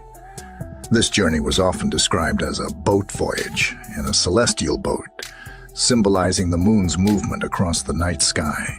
The phases of the moon were closely observed and held great significance in Mesopotamian divination and astrology. Different lunar phases were believed to be associated with various omens and could influence events on Earth. Priests and astrologers would carefully monitor the moon's cycles for prophetic purposes. The city of Ur in ancient Sumer was particularly associated with the worship of Sin. The ziggurat of Ur, a massive step temple tower, was dedicated to the moon god and served as a center of lunar worship. Like many gods in Mesopotamian mythology, Sin appeared in various myths and stories. Some of these myths involved his family relations and interactions with other gods. One well-known story involves the theft of the Tablets of Destiny, a significant divine artifact which Sin played a role in recovering. The worship of Sin extended beyond Mesopotamia. It's crazy that this is constantly called the worship of Sin. That just hits all different. That this is just continually they worship in sin. In later periods, as various civilizations rose and fell in the region, the worship of the moon god persisted and sometimes evolved. For example, Sin was also worshipped in the city of Haran during the Hellenistic and Roman periods. Sin is typically depicted as an older, bearded god with a crescent moon on his head. In art and inscriptions, he is often shown holding a staff or a scepter and wearing a horned headdress with the moon symbol. The worship of Sin, the god of the moon, was an integral part of the religious and cultural landscape of ancient Mesopotamia, and he held a central place in the pantheon of gods in this region. Like, comment, and subscribe. Now, Divine. let me do this. Share this tab instead. Share. This is the Greek god Selene, right? Selene is the goddess and personification of the moon, also known as Mini. All right? Now, traditionally the daughter of Titans, Hyperion Thea, and sister of the sun god Helios, Dawn, whatever, right? She drives her moon chariot across the heavens. Several lovers are attributed to her in various myths, including Zeus, Pan, her brother Helios, all that. We ain't about to go through this, but look down here, right? Selene, abode in the sky. The animals connected to the moon god. The horse, the bull, the mule. Symbol, the crescent moon. Parents, Hyperion Thea, siblings, Helios Eos, consort. She got children, 50 daughters. So this moon goddess, Selene, supposed to have 50 daughters. Narcissus is a hunter from Thespes, known for his beauty, which was noticed by all according to the best-known version of the story. He rejected the advances of all women who wanted to approach him. Instead, he fell in love with his own image in the mirror, right? I clicked it, but it's crazy stuff. Now, that's Hora, where they get the word hour. In Greek mythology, Horai, or hours, were the goddesses of the seasons and the natural portions of time. So these Horai would actually follow people around. Look, let me show you. Horai, or hours, seasons, were the goddesses of the seasons. This is Dionysus leads the Horai. He carries his thyris at the middle. Hora holds ears of wheat. So there would be these women who were supposed to be the followers of the seasons and the time. Look, a detail of Horai, Serenine by Edward, right? So it's these women. So it's interesting because these gods got these names, right? And these, so Hora, hour, the hour, when we speak of hour, that's another god, right? So everything that they got to speak in marble reliefs of two female figures who may be Hora. So hours, these are fallen angel worship. Look, an allegory of peace and happiness of the state depicted up Dyke. I know, it's crazy work.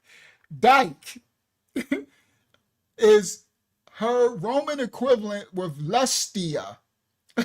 Lustitia, where we get lust. This thing is crazy. These Helens are nuts, bro. And we speak all this stuff in our English tongue, which makes it so crazy, right? Lady Justice is an allegorical personification of the moral force in judicial systems. Her attributes are scales of sword. So Lady Justice is Lustia, all right? This lady, and Dyke,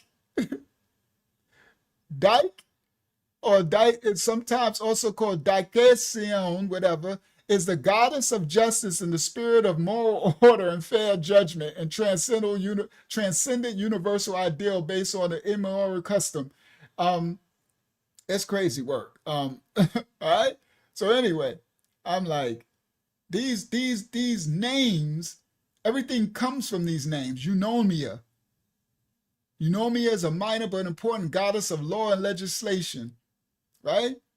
So look at this image of peace, an allegory of the peace and happiness of the state depicted as Dyke, justice, Eunomia, order, and in the center, Irene is peace. These Helens are nasty, bro. Everything is like, look what they doing. Look, and then they got little ones naked, and just this, everything they do is so perverted, bro. That's why it's a cursed language that we speak. This English language of bastardized spells and curses, bro. It's like everything they do is debauchery. These are hours. So the hours on the clock, the hours that we, right? So as we talk about the hours of the clock, the hours of the day, we're literally calling on these these fallen angel,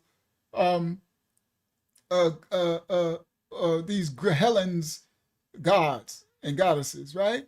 Apollo with the hours. So that's Apollo with the hours. These women, deities. The detail of the hours, aura. All right? Now, I want to show y'all that. Then I want to show y'all this. And then we're going to get to me and Yashara Law's crazy breakdown. All right? Now, so hold on. Let me go back one. I did our, right? Look what another god is.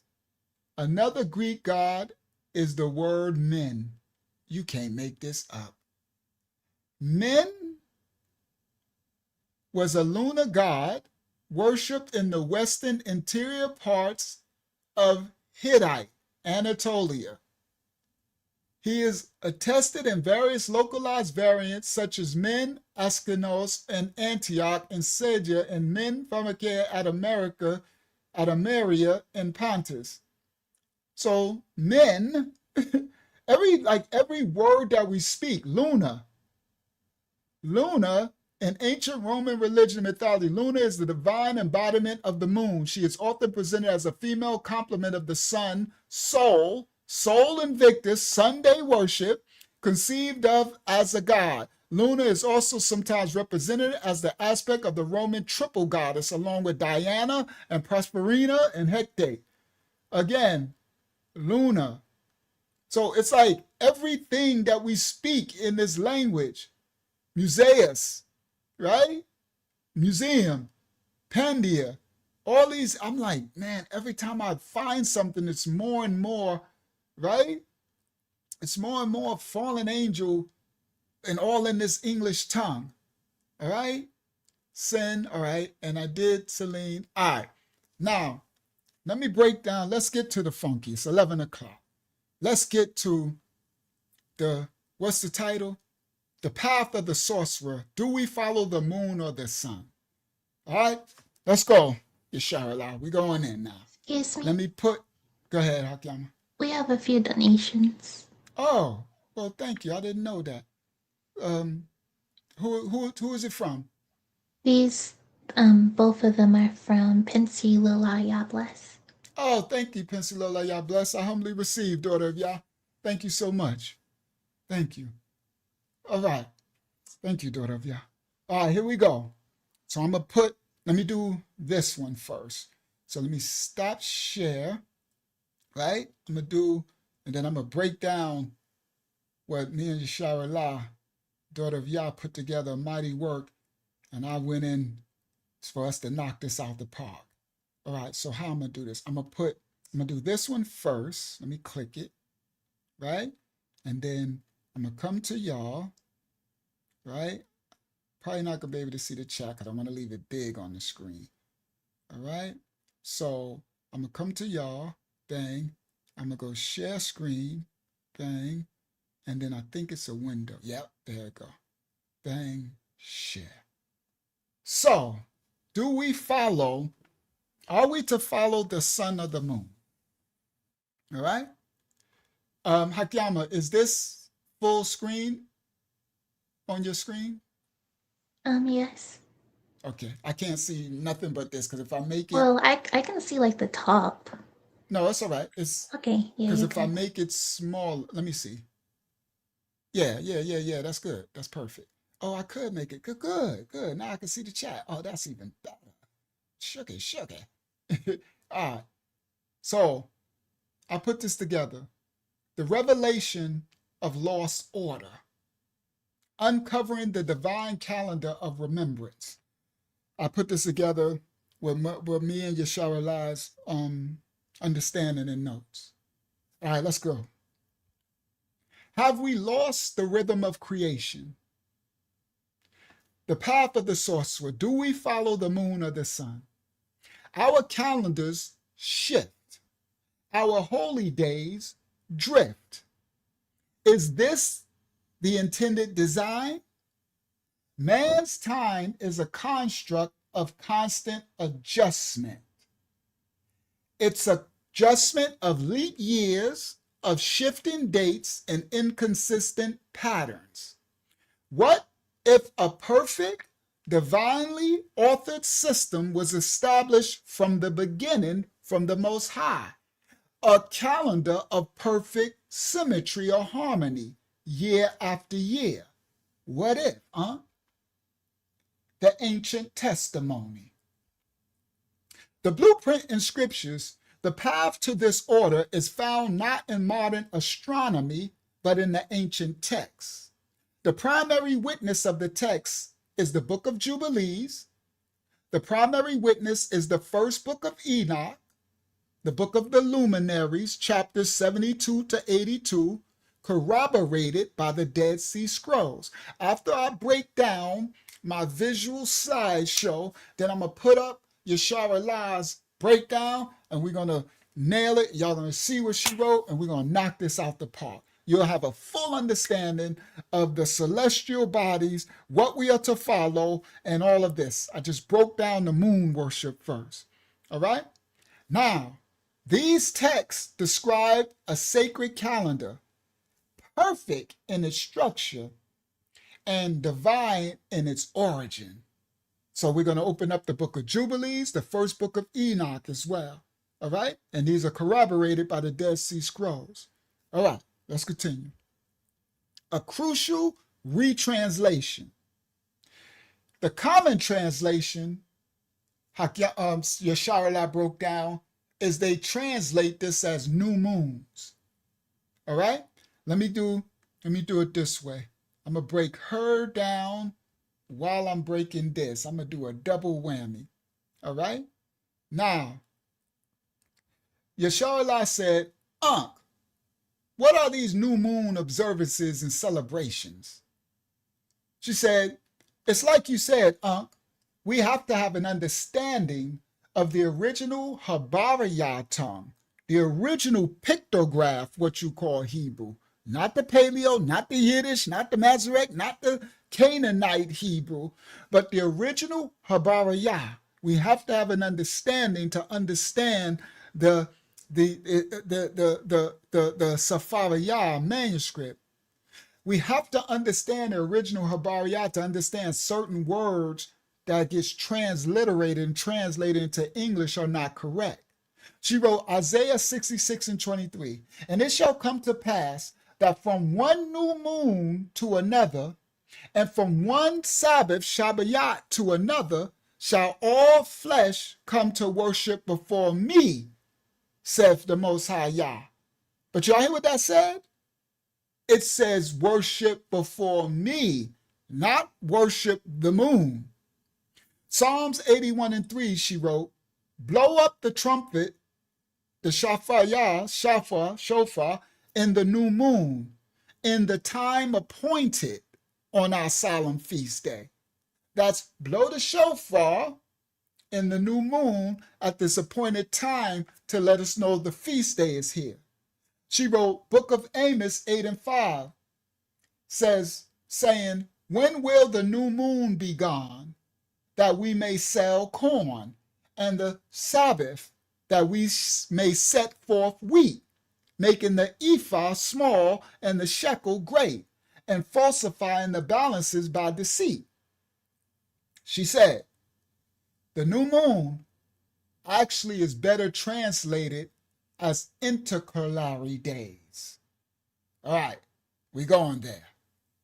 All right, we're going there. Now, that Isaiah was Isaiah 66 and 23. I think Hakyama put it on the screen. Now, let me make this smaller because I'm going to try to do them both at the same time. I won't probably be able to see the chat for a second because I want to rock back and forth from my presentation from Yashara Lai's word. All right? So, she says, a common translation of new moons is where Hebrews, Christians, Bible people, followers mistranslate. I'm going to show y'all after this part another video of the Hebrews following the moon and the Ashkenazi convertites, moon worshippers, where they get this synagogue stuff from. Now y'all know who the god Sin is. All right? We going there somewhere. All right? Now, so the common translation is new moons, but it's supposed to say the beginning of months, the beginning of seasons. Yashara Lai says, the new moon actually is better translated as intercalary days, takafayas, new beginning of months and seasons. She says, this is the 4 days prior to the new head of each new season, including the spring, New Year's, which is actually the new year. She says, there's 4 of them before each of the 4 seasons. Everybody listen. 4 intercalary days, new beginnings of the months. It's supposed to be the beginning of the months, the beginning of seasons, not just new moons. She says, see Enoch 75, 1 and 2. This is not about the lunar cycle, but about the 4 great turning points of the year. These are takafayas. Okay? Takafayahs. Takafayas is new beginning of months, seasons. That's what Enoch is talking about right here. Everybody, you're going to have the full understanding of this tonight. Now, let's continue. Hold on, I got to click it. The divine mechanism. The structure of perfection. For 30 days, Yesharallah wrote this and I put it together. Presentation. Me and daughter of Yah, we at it again. We working together again. Knock this on home. The structure of perfection. This is Yah's order. 30 days plus 30 days plus 30 days plus 1 intercalary day equals 91 days. 91 days equals 1 season. That equals 13 weeks. 91 days times the 4 seasons equal 364 days. That's the days of the year, according to the Safari Yah Bible. Not 365, that's Sumerian. That's Mayan. 91 days times 4 seasons equal 364 days. 13 weeks times 4 seasons equal 52 weeks. A perfect indivisible year. 52 perfect weeks every time. Every year, every time. It doesn't change. It's a structure of perfection. 30 days plus 30 days plus 30 days plus 1 intercalary day equal 91 days. All right, we're going somewhere, Dalal Shah. The 4 pillars, the days of remembrance. These are not ordinary days. They are 4 intercalary days, also known as days of remembrance or memorials. I'm talking to somebody that know their Bible. Come on, Savaya, my Bible scholars. These are days of remembrance or memorial, 4 intercalary days. They go back to the days of Nayak, Noah, according to the book of Jubilees, Yabalayas. That's the book of the time records, recorded times. All right. The day after the 3rd month, the day after the 6th month, the day after the 9th month, the day after the 12th month, 4 intercalary days. All right. There's 4 of them before each of the 4 seasons. She says, this is better, new moon is better translated as intercalary days, takafayas, new beginnings of months and seasons. The 4 days prior to the new head of each season, including New Year's, which is coming. Okay, now, she says, when we see new moon in our scriptures, it's more likely that it should have actually been translated as new month instead of new moon. Everybody, they don't understand our original Habariyah tongue. So the translators of these Hellenist Greek, and they transliterated into Greek and Latin and stuff, and in the English tongue, these transliterations got errors. But you need to understand our culture, the Habariyah, the euphemism, the linguistics. See, you have to understand and study show yourself approved. People take things on face value and they don't even understand the tongue. They following all these other iterations of Canaanite Hebrew. You can't even do it with Yiddish. You can't do it with Masoret. You can't do it with Amorite Hebrew, Babylonian, Canaanite, Shemitic group of languages or tongues, and Paleo. You got to have Habarayah. Everybody. So when you see the new moon in the scriptures, it should be translated as new month instead of new moon. She said this sleight of hand, whether it was intentionally done or unintentional, makes a big difference.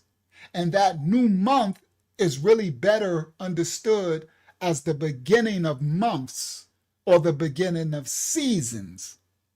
There's 4 of these days each year, verse 12 months every year. The words supposedly become commonly interchangeable because the Pharisees, they supported the lunar moon-only calendar. We're going to go there later, But the Most High Yah wrote in the book of Yabalayah's Jubilees, chapter 6, that following the moon only is incorrect and will reduce the Most High's year by 10 days. This was one of the disputes between different Levite priests, between the Pharisees' 354-day calendar and the Zadokite priesthood, the sons of Zadok, the only righteous priesthood that got it right. They have a 364-day calendar, which we follow.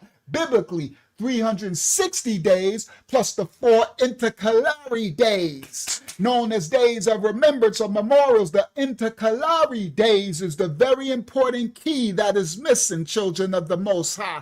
You're getting understanding. I'm sorry I can't see the chat right now. Maybe I could try to move it over and stuff. We have a donation from Yanakwan. Thank you, Yohana Kwam. I humbly receive, young king. May you receive the fruit that the Most High is teaching us tonight, the understanding of the following of the moon and the sun and the misconception and the transliteration of our scriptures when they don't even understand our Habarayah. They can't transcribe our scriptures and all words don't transliterate over correctly. You don't know our tongue and our culture. You hear? Everybody listen clearly. Y'all got a full understanding, Habarayah, a full understanding of the scripture of what it says. Now, the Zadokite priesthood, the priests of Zadok, they're the only priesthood that the Most High said got it right, holy. That's it. So the house of Yah, we follow the Zadokite. I don't follow nobody. We ain't follow no Ashkenazi convertites. We ain't follow no Babylonian Tamu. We ain't follow no Hebrew, whatever Israelites. We ain't following no Star, Remphan, and Moloch. We ain't following no Sumer, Acadia. We ain't following Aztec. We following the Zadokites, Zadoks, children of Zadok, because the Most High said they are the only priesthood that got it right. And their calendar is 360 days plus 4 intercalary days. All right. Everybody listen. The 4 intercalary days are not included in the prophetic counts. She said, for example, the flood waters, rain, lasted 5 months. That would be 150 days, 5 times 30, because the intercalary day wouldn't be included in that count. See, the confusion is mostly due to the close spelling of a few of the Hebrew words. See, she said, as you teach, there were no vowels in the original Habarayah, only the ah sound. So supposedly the Hebrew word yerak, which means month, but has at times been translated as moon in the scriptures. It actually means month. However, the Hebrew word for moon is actually yarak and not yerak. Like they say, Yeshua, Yerak, we going there. As well as the confusion between the Hebrew words for new and renew, which is Kaidash, and Kodesh. In the Hebrews, these words are very close, but because of the absence of vowels, keeping in mind there's no E-I-O-U in the original Picto tongue, Now, we're going there. The Pharisees had a 13-month lunar calendar, and it has historically and currently been accepted as the accurate Hebrew calendar. And we often see the translation of new moon instead of new month in the English tongue. Moon and month are two separate words and should never be interchangeable. Come on, Yesharallah. All right, let's continue. I'm going back and forth with my sister. Everybody, the 4 pillars of the intercalary day. Next slide. Yah's sacred calendar. 364 days, 52 weeks, perfect. The feast days fall on the same date every year, according to Yah's calendar. The feasts fall on the same day of the week every year. A rhythm of perfect divine consistency. Everybody listen. This is Yah's law and order. It is perfect. It doesn't change. Every year they fall on the same date. All right? They fall on the same day of the week. But man's calendar is 365.25 days, imperfect. And man's calendar requires adjusting. You need to get a wrench out. Yesharallah, they need a wrench and a screwdriver. They got to adjust man's calendar. So man's calendar, their holidays are inconsistent in their time. For example, Christ's Mass is always December 25th, but the day of the week changes every year. Okay? Not consistent. Another example, Thanksgiving is always on a Thursday, but the date changes every year. Inconsistent, imperfect. It's a system of compromise and drifting. But Yah's feast days fall on the same date every year, same day of the week every year, consistent. 364, 52 weeks, perfection. Yah's calendar versus man's calendar. Let's go, Yesharallah. The Most High's calendar is so perfect every year, year after year. Each day, including holy days and feast days, fall on the same date of the year and the same day of the week every single year. We going somewhere. The sacred implication. All right, let me go to my next slide. I'm doing it, Yesharallah. Praise Yah for this work in order. The celestial code. I should have put, I'm going to change this later and put by Uncle Yahya and Yesharallah.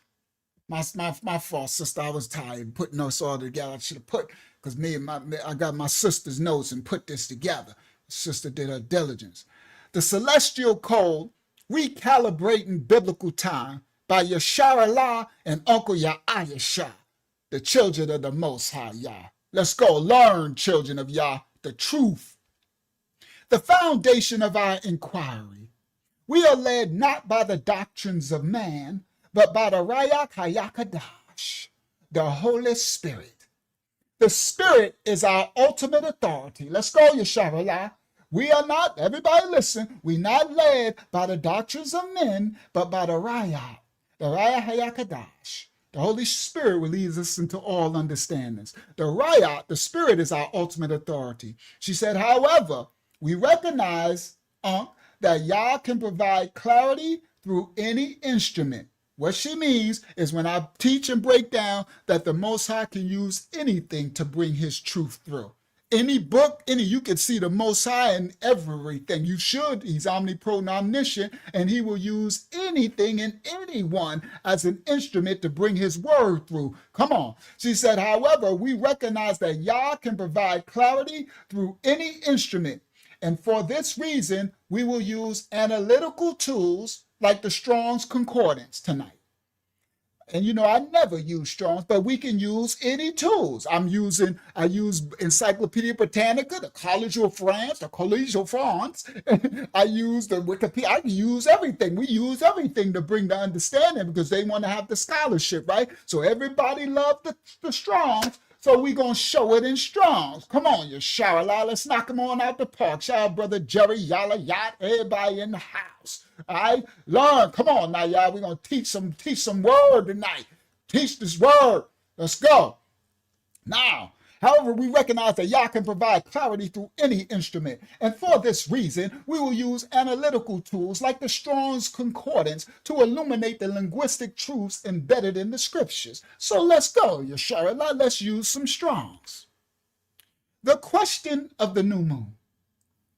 Conventional teachings equates the new moon with the first sliver of the physical lunar moon, which is used to mark the beginning of a month. But is this assumption built on the language of Scripture itself? No, it's not. I think not, Yeshala. Let's see, thus say our lesson. Question of the new moon. Conventional teaching equates the new moon with the first sliver of the physical lunar, which is marked by the beginning of the month. But is this the language of the Scripture? Let's open up Strong's. In Strong's, H232L Strong said, Kodesh. Everybody, this is not our language. This is Canaanite, Ugarit, Hebrew, Amorite, fallen angel. But praise Yah, he can also give us breadcrumbs through all these other nations who take and try to transliterate. That's how we come back to remembrance. But the Raya Hayakadash will bring all things. But Yah leaves breadcrumbs, right? I have never used Strong's. And that was because I wanted to. It's because he told me not to. 5, 6, 7 years ago, something. He told me I wanted to because everybody was Strong said. I wanted to be like Strong's. H234, she said. Right? This back 5, 6, 7 years ago in the Awakening and Faking It.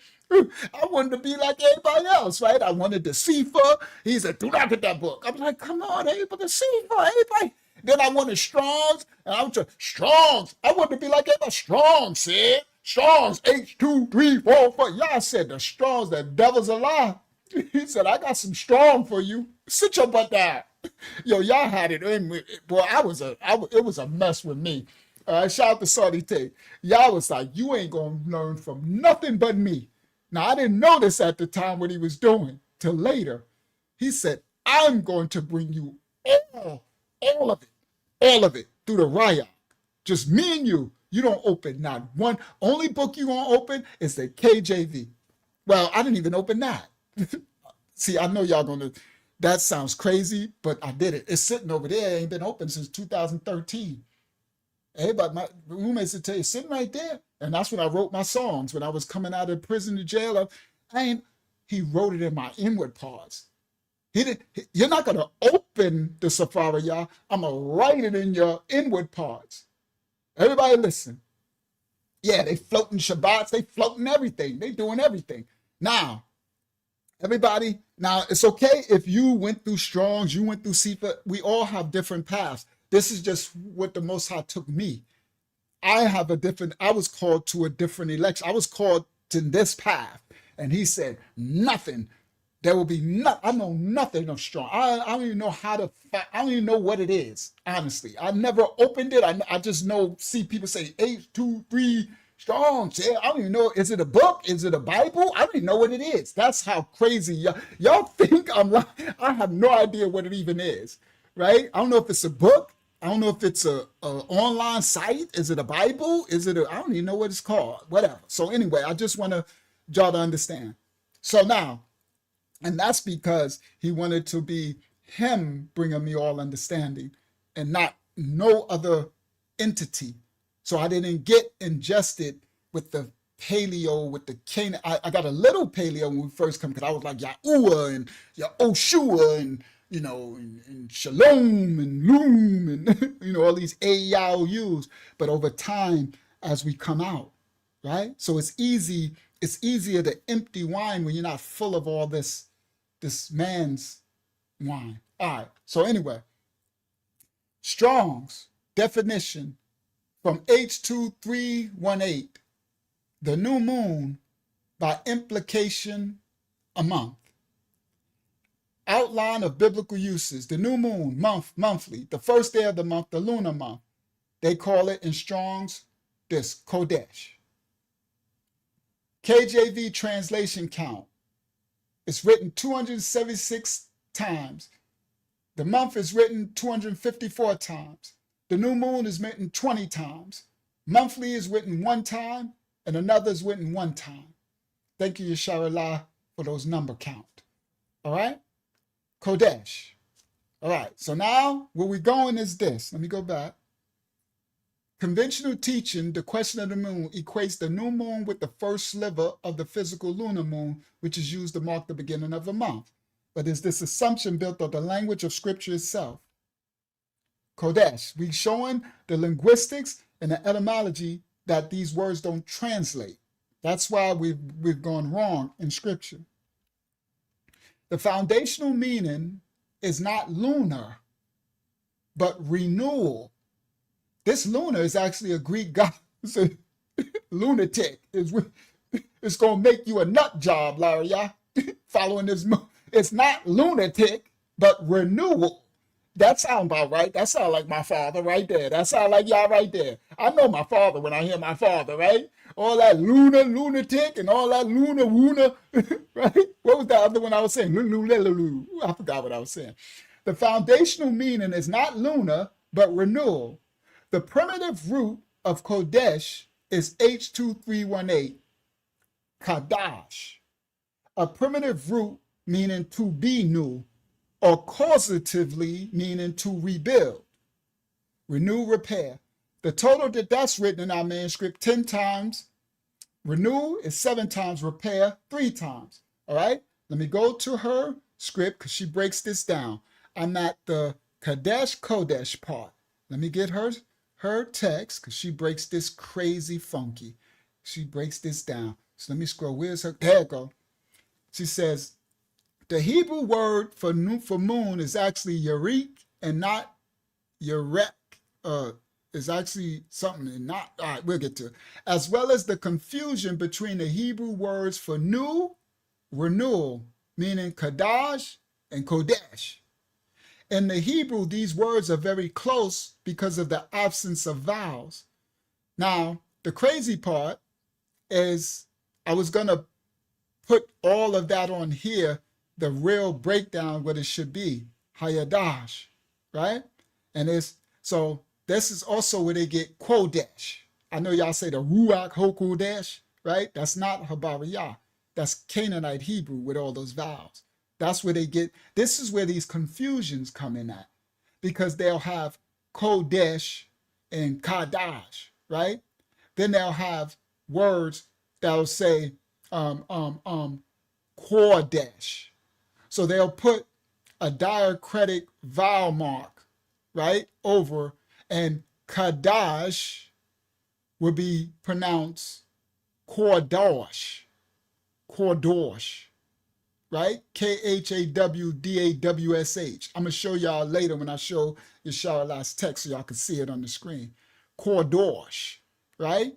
That's from Strong's H2318, right? Which means a new, fresh, or a new thing, right? Kordosh. Ain't no Habari I work on no Kordosh. All right, so this is Strong's definitions, right? And it's a total of 53 times in the KJV. And it translates H2319 in the following manner as new 48 times, new thing 4 times, fresh 1 time. Strong's thinking. Strong's definitions for Kadash or Kordash. So one is, okay, so they'll put vowel marks. Let me show y'all. I gotta bounce back and forth. Let me show y'all. Thank you, y'all, for instructing me. Let me bounce back and forth. So where is make this full screen so I can get to Yashara Laws. There we go. All right, now I'm gonna show y'all. Now let me come back. I can make it not full screen. There we go. And then come back to y'all. I'm gonna have to bounce back and forth. This is gonna be dope. This way y'all gonna get the full understanding. Y'all can have the visuals as well as the full understanding. Okay, so go back. How do I get back over here? There we go. Come back to y'all. Stop share. Share screen. It's gonna be very good. Thank you, y'all, for instructing me to do it this way. So this is my notes with Yashara La, right? So now I can show y'all how she's breaking it down. Let me get to the Kodash, right? I'll find it. There you go. Now y'all can see it. Here we go. Strong's definition. Kadash. So y'all see, let me make sure it's big enough text. I'll make it a little big. I can make it a little bigger for y'all. Let me do Control A. Right? Bang. Let me see what that looks like. Let me do one more. Bang. All right, that should be big enough. That's okay, Hagyama? Yes, that's good. Okay. All right. Now, let me make my screen a little smaller so I can see the chat. There we go. Now, here we go. Now, let me find where it's at. Kodash. Zadokite priest. All right. This that Yurik and Yurak stuff. All right, we're going to get there. All right. Where's the Kodash? There you go. So, you see how they got this Kadash and then they got these diacritic marks over. Oh, move it. I got you. Now you are. All right, there we go. All right, now you see how they got these diacritic vowel marks over the A's? And they say when they put this come from Acadia and Ugarit, these vowels, these are fallen names. This is not Habariya. Habariya has no vowels. It's an Abjad language. The Afro-Asiatic Shemitic group of tongues from the original, even the ancient Sumer, has no vowels. That started in Acadia. The Akkadians started with the god Sin, the moon god, started the vowels. All right? This is no Habariya has this. It's not our tongue. All right? So, when they put these vowels over, they say this is pronounced Kordosh. Y'all see that? And according to Strong's H2318, it means new, fresh, new thing, right? Now, in the translation of the KJV, is written 53 times. It translates H2319 in the following manner. New word 48 times, new thing 4 times, fresh 1 time. Then you got the Strong's definition for this word. See? Kadash. Now you see, they took just one diacritic vowel, so it's written as the same word. But they put these diacritic vowel marks to change the sound, right? So this right here says Kadash, but now with that it says Kordash. Kordash. So this would say, now ain't nothing Hebrew. This ain't nothing but Donna Briggs. Donna Briggs. This ain't nothing but Ultra Perm, right? Kordash. That ain't Ahabariya ain't got nothing, no Kordash or Kor. What's the other one? Kordosh, right? And then the Ashkenazi convertites, they spit when they say this. Wherever you see this CH, that's our Habariya letter called Hayat. We don't have, you know how the Ashkenazi convertites say this? They say, that's when they, right? That's not our tongue, all right? This CH is Hayat. That's the Habariya word Hayat, all right? Now, so they would say this is Hodash. That's what they would say that. Hodash. They would spit in this. Hodash. And they would say this is Hodash. Right? That's that Amorite fallen angel tongue that those Ashkenazi convertites, Babylonian Amorites. All right? Now, this is not our tongue. Now, You see, they put these diacritic vowels over to change these, see? So now the meaning of this one would be the primitive root to be new, or causatively to rebuild, renew, or repair. And that in the KJV is translated 10 times. 7 times to mean renew, and 3 times to mean repair. All right? Now, you have another Strong's word, Yerak, or Yerak. This is where they get that Yeshua and Yahweh and all that stuff. It's not our tongue. So in Strong's, they say this is Yerak, from an unused root of uncertain significance, meaning a lunation, example, a month or a moon. In the KJV, they translate this Yerak 13 times. H3391 in the following manner. Month, 11 times. Thank you, Pensy Lola, Yah bless. I humbly received, or Yah, thank you for your donation. Praise his holy name in his rightful order. May the Most High bless you in your continued journey, daughter of Yah. I thank you so much, and I humbly receive. Praise Yah. Now, shout out to brother Chuck. Now, they translate this 13 times in the following manner. 11 times is translated to mean the month, and 2 times this word is translated to mean the moon. So as you can see, this is where all this confusion comes in at. Because now you got your vowel marks, you got these Canaanites defining the Canaanite Hebrew tongue, and is transliterated into another bastardized Canaanite tongue from the Hellenes Greeks, right, and the Romans, right? And it means different things throughout. Strong's definitions for this word, Yarik, meaning Yoreak, right? Because they put, again, these diacritic mouth, Yoreak. So that would be, this is how the Ashkenazi convertites would say this, Yoreak. They'll spit on you when they say Yoreak. So wherever you see the CH, they go, right? They call it a guttural sound. I think the Most High just cursed them with that, honestly, because the Most High's Habariyah tongue is breathy. It's frixative. It's sha, ha, haba, ra, ya, ya. Is how you say that word. Not they call het. They call this word in the Canaanite Paleo Hebrew tongue het, C-H-E-T. That's the word hayat. Y'all see the difference? Hayat. Actually, hayat with the tayav at the end. Yeah, confusing on purpose, right? So this, they would say, is Yareach, right? From the same as H3391, meaning the moon, right? Or Yarekau, see H3405, right? See, you see how, that's why Yah had me do nothing with this Strong. He told me, he makes sure I didn't have none of all this confusion, all right?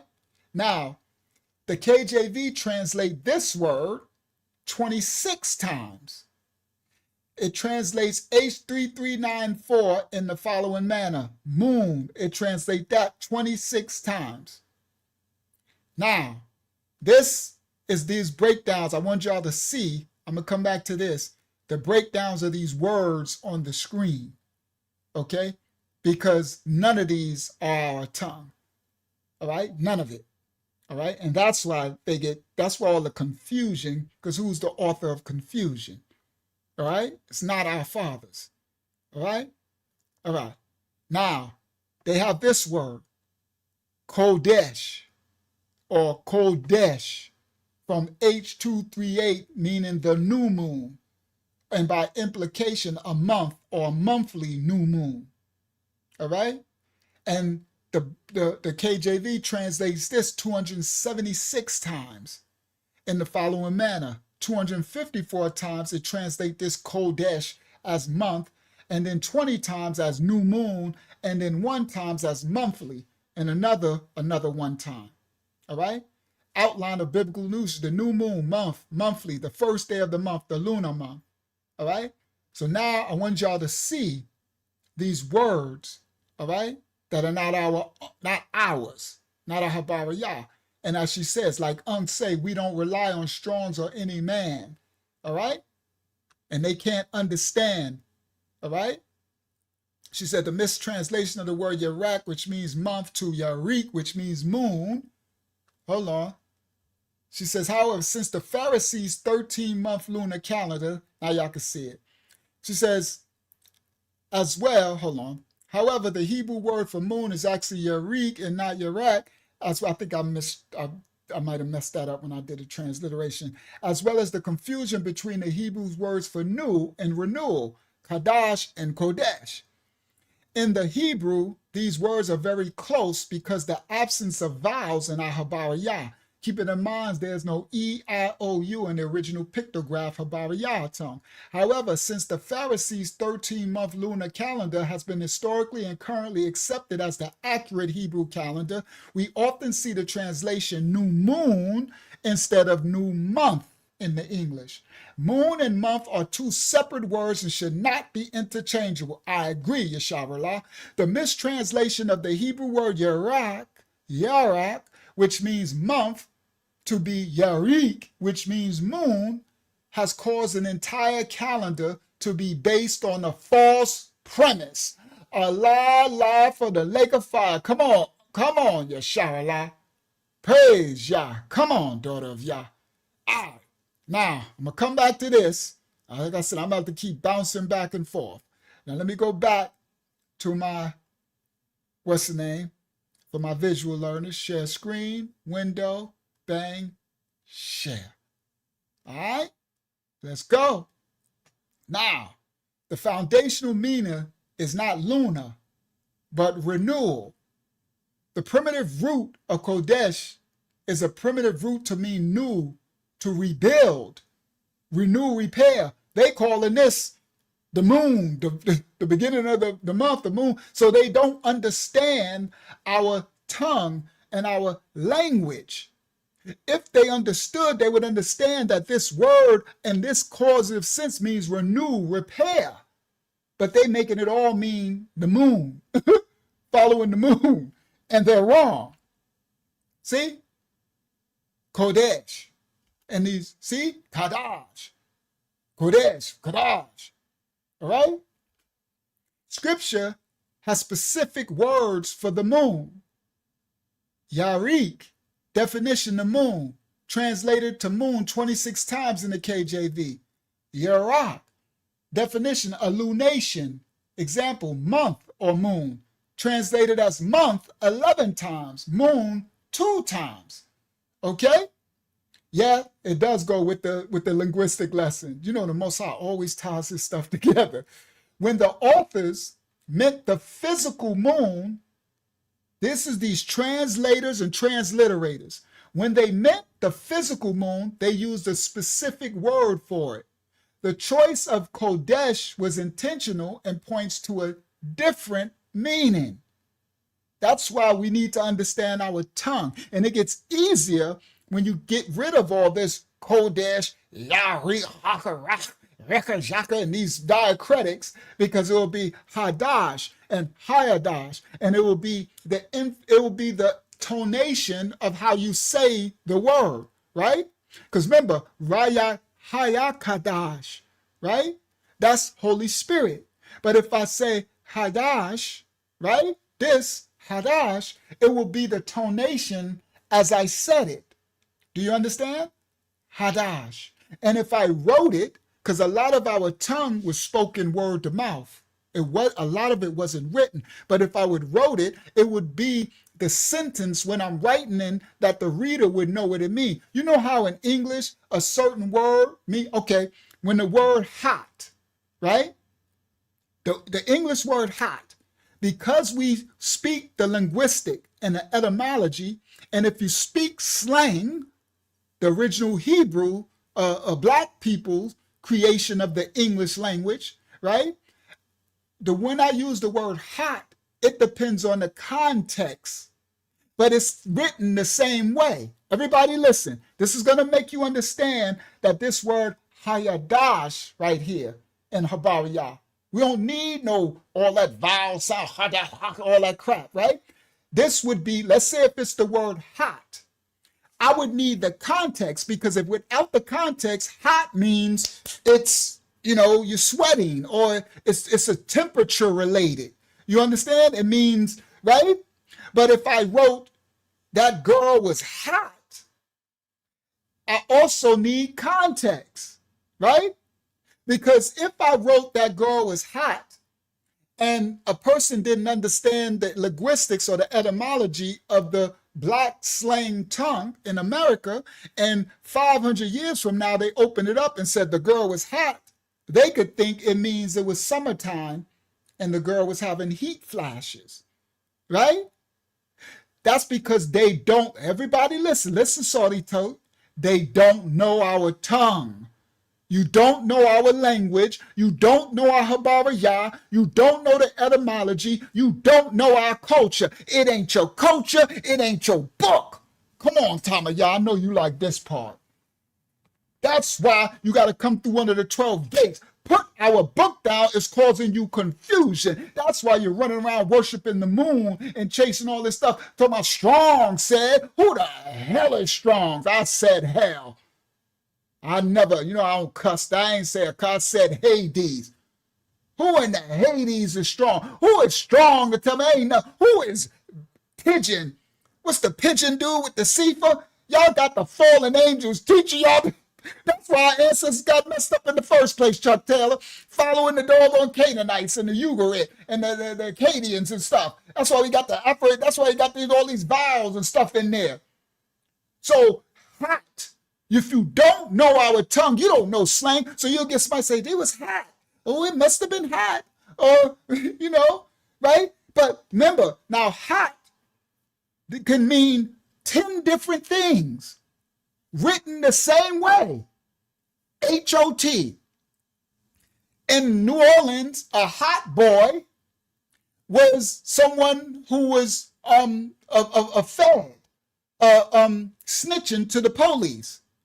In New Orleans, at a certain time, a hot boy was someone who was a snitch. At another time, a hot boy was Lil Wayne and them, the hot boys. They were on fire. So the terminology of that phrase, sentence, hot boy, changed, and it meant two opposite spectrums at different times. You get it? A hot boy in New York at one time meant you were popping, you were popular, you was on fire, you was, right? That's another one, on fire. They 500 years from now, they'd be like, oh, it was burning. Remember the roof is on fire. We don't need no water. Let the mother effer burn. Burn, mother effer burn. You know they would read that 500 years from now and lose their mind. They'd be like, those black people were crazy. They burnt themselves up in the party. They said the roof is on fire. They didn't need no water. They said, let the mother effer burn. Burn, mother effer, burn. Do y'all understand? This is how foolish people are trying to understand our book without knowing our original tongue. You can't know our language. That's why, come on, Yashabala. That's why y'all made me study the tongue. He taught me the original Habariya, and I didn't get it from nowhere but Yah Narayak Hayakadash. Because you will never understand our language. You got it, Sodi Tate? They will never. You can't. You need to be a part of the culture. You need one of the original natural brands to teach it to you. You need Unk and original righteous remnant to come and break it down for you and teach you our tongue and our slang and our intonations, our linguistics, our tonality, our context, our euphemisms, our lingo. Somebody talk to me. You can't even understand our balance. How you going to understand Yah's righteous tongue? This is a bar, Yah. They don't understand us. They lose their mind. These were some wicked people. They burnt themselves up in the party. Why, little Sally? Why would they burn themselves up? The roof was on fire. They needed water. But they said they don't need no water. Let the mother effer burn. I just can't understand these blackety blacks. These blackety blacks are crazy, right? These Hebrew, I'm sorry, I got to make it entertaining and understanding. For understanding, they didn't need no water. They wanted the mother effer to burn, little Sally. Burn. They're burning. May God bless them. I don't know what's wrong with these blackity blacks. God chose them, but what is wrong with them? Because you don't understand our tongue. We were enjoying ourselves. The roof was on fire. We was getting lit. Lit. See, they lit the place on fire. See, Sally? Go 2 pages earlier. They said it was lit. So they lit the party on, they lit the roof on fire. You see how simple this is? But they don't understand our language. This is why I'm going to kill the game. When I get to the big stage, we getting there. Again, remember, everything is in Yah's timing, his Mayah. we're going to get to the world stage. And when we get to the world stage on these platforms, right? I'm putting my book, I'm getting my authority together for when we get to the world stage. I'm already preparing. They not no scholar, not no religious. I don't care if it's Yahwist, Israelite, camp, Judaic, rabbi, Christian, pastor, moray, ain't nobody gonna have nothing on the house of Yah and the child of Yah. I'm gonna be so thorough because of the linguistics, the etymology, the understanding. They think I'm just, these Israelites, they don't even speak Canaanite Hebrew. They don't even speak Yiddish. I mean, they don't even speak, some of them speak Yiddish, like Divine Prospect. He didn't win whole Yiddish. I don't understand that, but whatever. But some of them don't speak Paleo and stuff. They can't even understand our manuscript. That's why these Israelites run around chasing the moon. That's why we're doing this lesson right now. They chasing the moon too. Run around here talking about we celebrate the moon, and they run around there doing feasting. They run around doing, what's that feast day? What's that one? The one that's a judgment, the curse, Passover. They run around that Passover with a lamb and bitter. There ain't nothing to judgment. The feast is the feast of unleavened bread the next day. That's a judgment, cursing themselves. If they really did the Passover, they'd be dead from food poisoning. The Most High said, eat all the entrails, the guts, the liver, the spine, the heart, the kidneys. Eat it all till it come out your pores, till you throw up and eat it. You'll never do another Passover again. But again, you don't know the Habar Yah. You don't understand our Father. You don't understand it. But again, and then they become worshipers of themselves, and they don't even understand to lower themselves to really be guided by the riot, because they've been guided by books. Strong said and Cephas said, so they run around here celebrating some Passover when the feast is unleavened bread. The Passover is a judgment. It is sin. It is destruction. If you did it the way it's supposed to say, you'd be half dead when you finished it. You'd be on the floor sick to death. You will never do it again. But again, they don't understand. So let's continue. That now, hopefully that should give y'all some real understanding of how the Strongs and all this stuff, how they can never understand our language. This is why they have people, what's the name? Following the moon and following all these days, and like even the what you call them, the zeet and stuff, right? That is for those who don't keep Yah's order. Those are unrighteous, right? I would never put a zeet. That's a curse to me. That means I need to be reminded of Yah's righteousness. I don't need to be, it's rotten in my inward parts. The zeet, that's a bell, like a dog on the bell every time it moves. Oh, that's right. Be righteous. Keep his commandments. Don't sin, don't transgress, don't smash the chick, don't do drugs. So I don't need that. It's written in my inward parts. I live it. But again, they run around with the costume, right? I got my seats. I'm like, yeah, you need your seats because you lost. But anyway, let's continue. Sorry, I'm digressing into other things. But hopefully that gave y'all some understanding of how important the tongue is. That's why we teach the tongue in our Tuesday Bible studies. All right, it's taught there in the house. I was going to teach it to the live, but the Most High said, no, stop. It's his sacred tongue. It is to be earned. They need to be in the study, in the house, and they need to earn it. Because I don't know when he allowed it. He just randomly says, teach this now. And it'll just come out. And there'll be a study on our Tuesday Bible study, and he'll break down another Habariyah letter and word. And over the time, the children are learning the Habariyah. All right? And you can't. It's like I said, you won't understand the language. It could mean 10 different things. Hot. She was hot. He was hot. The place was hot. On fire. She was looking good. She was sexy. He was a snitch. He was a hot boy. Or he was actually hot. It was summertime. It was 110 degrees in New York City, and that boy was hot. Sweating to death, sweating bullets. Right? Sweating bullets. They were like, that's some Nephilim stuff. Right? That's what people are doing to the ancient texts. All right, let's continue now. Now, the scripture has specific words for the moon. When the authors meant the physical moon, these people trying to transliterate, they used a specific word for it. The choice of this word, Kodesh, was intentional and points to a different meaning. A tale of two concepts. One concept is renewal. The other concept means a lunar body. Hadash meant renew or repair.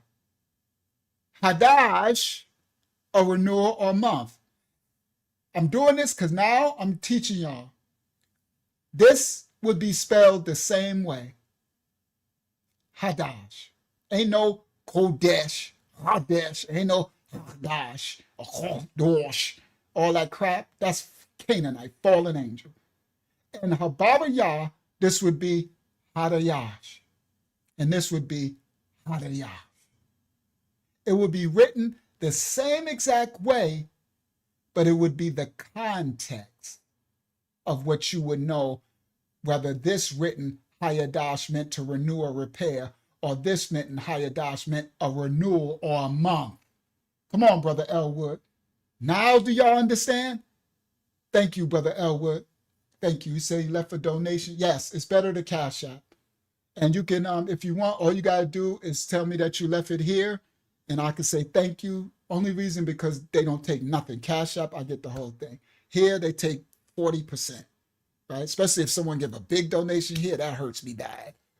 Like somebody gave a big donation or will, but I understand. It's let people do as they will, right? It's okay.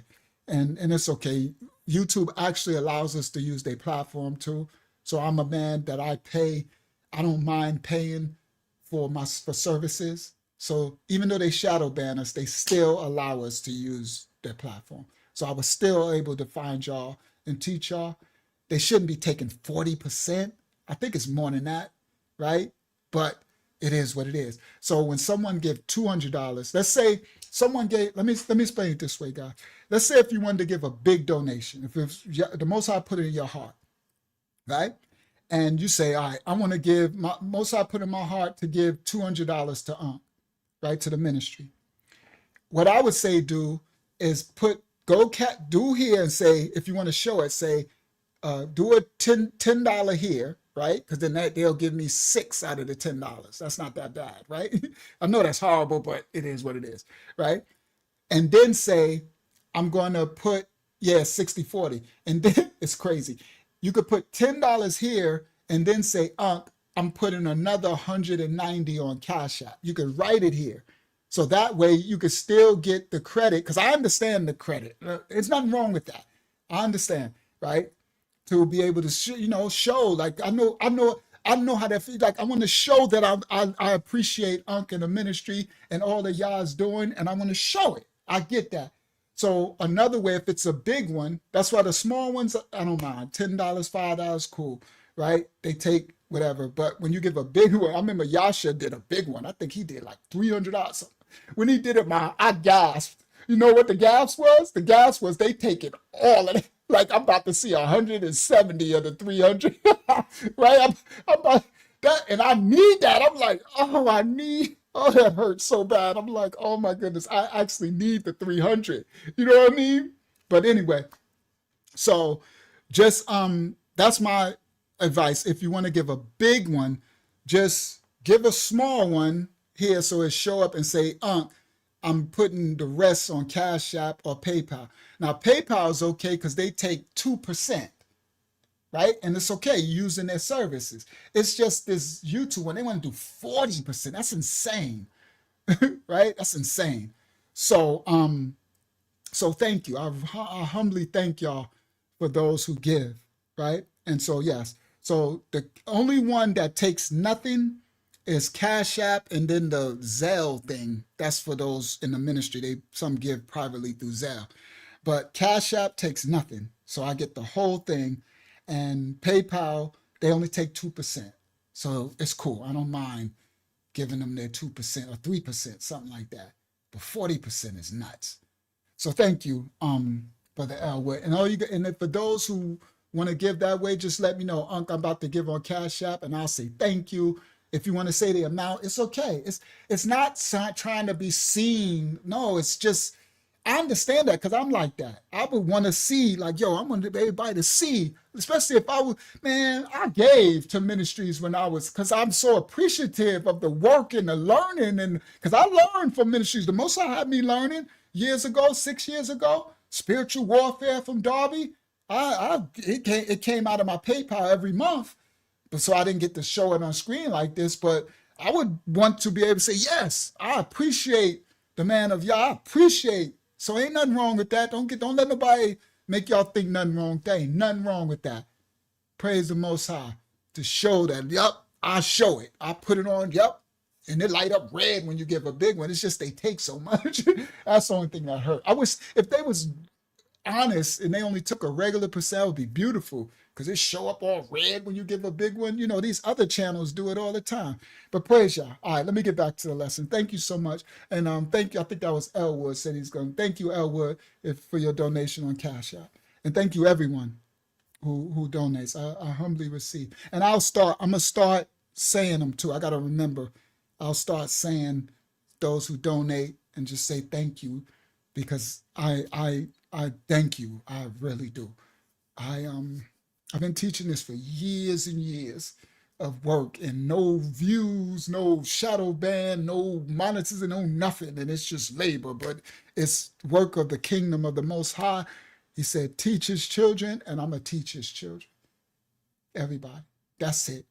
The Most High gave me, he said, teach my children. And he instruct me, and I do what my Father says, and I teach his children till I pass out. Praise Yah. His holy name is rightful order. All right, let's continue. A tale of two concepts.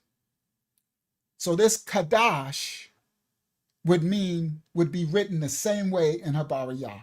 It would be Hadayash, right? Because Yah's name is in everything in his tongue. Hadayash. So depending on the context of the way they said it to you, you would know if that Hadayash meant renew or repair, or if that Hadayash meant renewal or a month. Just like you would know if I said she was hot to you in context, you would know if I meant she was looked good, she was foxy. That's an old. She was a hot tamale. She was popping. She was fat. There go another one, fat. Right? That's an old one though. She fat. No, she pretty hot and tempting. But anyway, so hot, right? Same way. It's the same thing. These are we blacking it blacks. It's our tongue. It's the same thing. None change. All right. So this would be written Hayadash. Either way, in the context, you will know whether it meant renew or repair or the renewal or a month. All right? Now, one concept of Hayadash is renewal. Another concept of Yara. This would be Yara, no matter Yara, it wouldn't be Yerak and Yerik. They putting all this, that's the fallen angel taking our tongue, these convertites and these Hebrew Canaanites, all right? This would be Yara. That's how it would be sound, Yara, right? So they say Yara, right? And one Yara will mean the moon, and the other Yara will mean illumination of the moon, like a, right? So it would be written the same though. The marking of a month is rooted in the concept of renewal, not the observation of the moon. Come on, Yeshavallah. Everybody listen, right? Yeah, they take the name Yah out of everything. That's what they say, Yeshua and all that. It's a transgression of Yah's name. That's why the convertites don't even say his name. They say, oh, Hashem, bless you. Hachu, they say Hachu, right? Now, the marking of a month of our original culture, we are the people of the book. They taken our book and they wrongly transliterating it, right? That's why everybody's so confused. The marking of a month is rooted in the concept of renewal, okay? Not observation of the moon. The role of the moon redefined. The moon is, just like they took the rainbow. Good one, Marara. Same thing. They took the rainbow so bad I can't even wear a rainbow because you can't even, you got to be careful. I'm like, these people really hijacked the rainbow. Like they really got, and that's our covenant. Yah's covenant with us. That he won't destroy the earth no more by flood. But anyway, the role of the moon redefined. The moon is a sign and a witness. The moon is not a calculator. Scripture designates the sun to calculate the days and the years. Everybody listen clearly. Our title, The Path to the Sorcery, the moon or the sun, which do we follow? Scripture designates the sun to calculate the days and the years. The moon's function is to bear witness to the appointed times set by the sun's calculation, not to determine the time. Everybody listen. Some of y'all said, do not rainbow in Cali if you do not did it. I know, right? They definitely took and I had a dope Coogee rainbow shirt because I got all my old school stuff, right? And so he saved it. So I pulled it out and it's a hoodie and it's Coogee and it's hot. It was very expensive back in the days when I was rich. And it's straight rainbow. It looked like Skittles. And I remember putting it on, right? I was like, oh, my Coogee. I pulled it out the bag. I said, this going to look fly. And I put it on, I got dressed, and I looked in the mirror, and all I saw was a rainbow. I said, oh, my goodness, if you don't take this off, I bet it had them chasing me up the street. Let me stop. All right, let's continue. Let me continue to teach it. All right.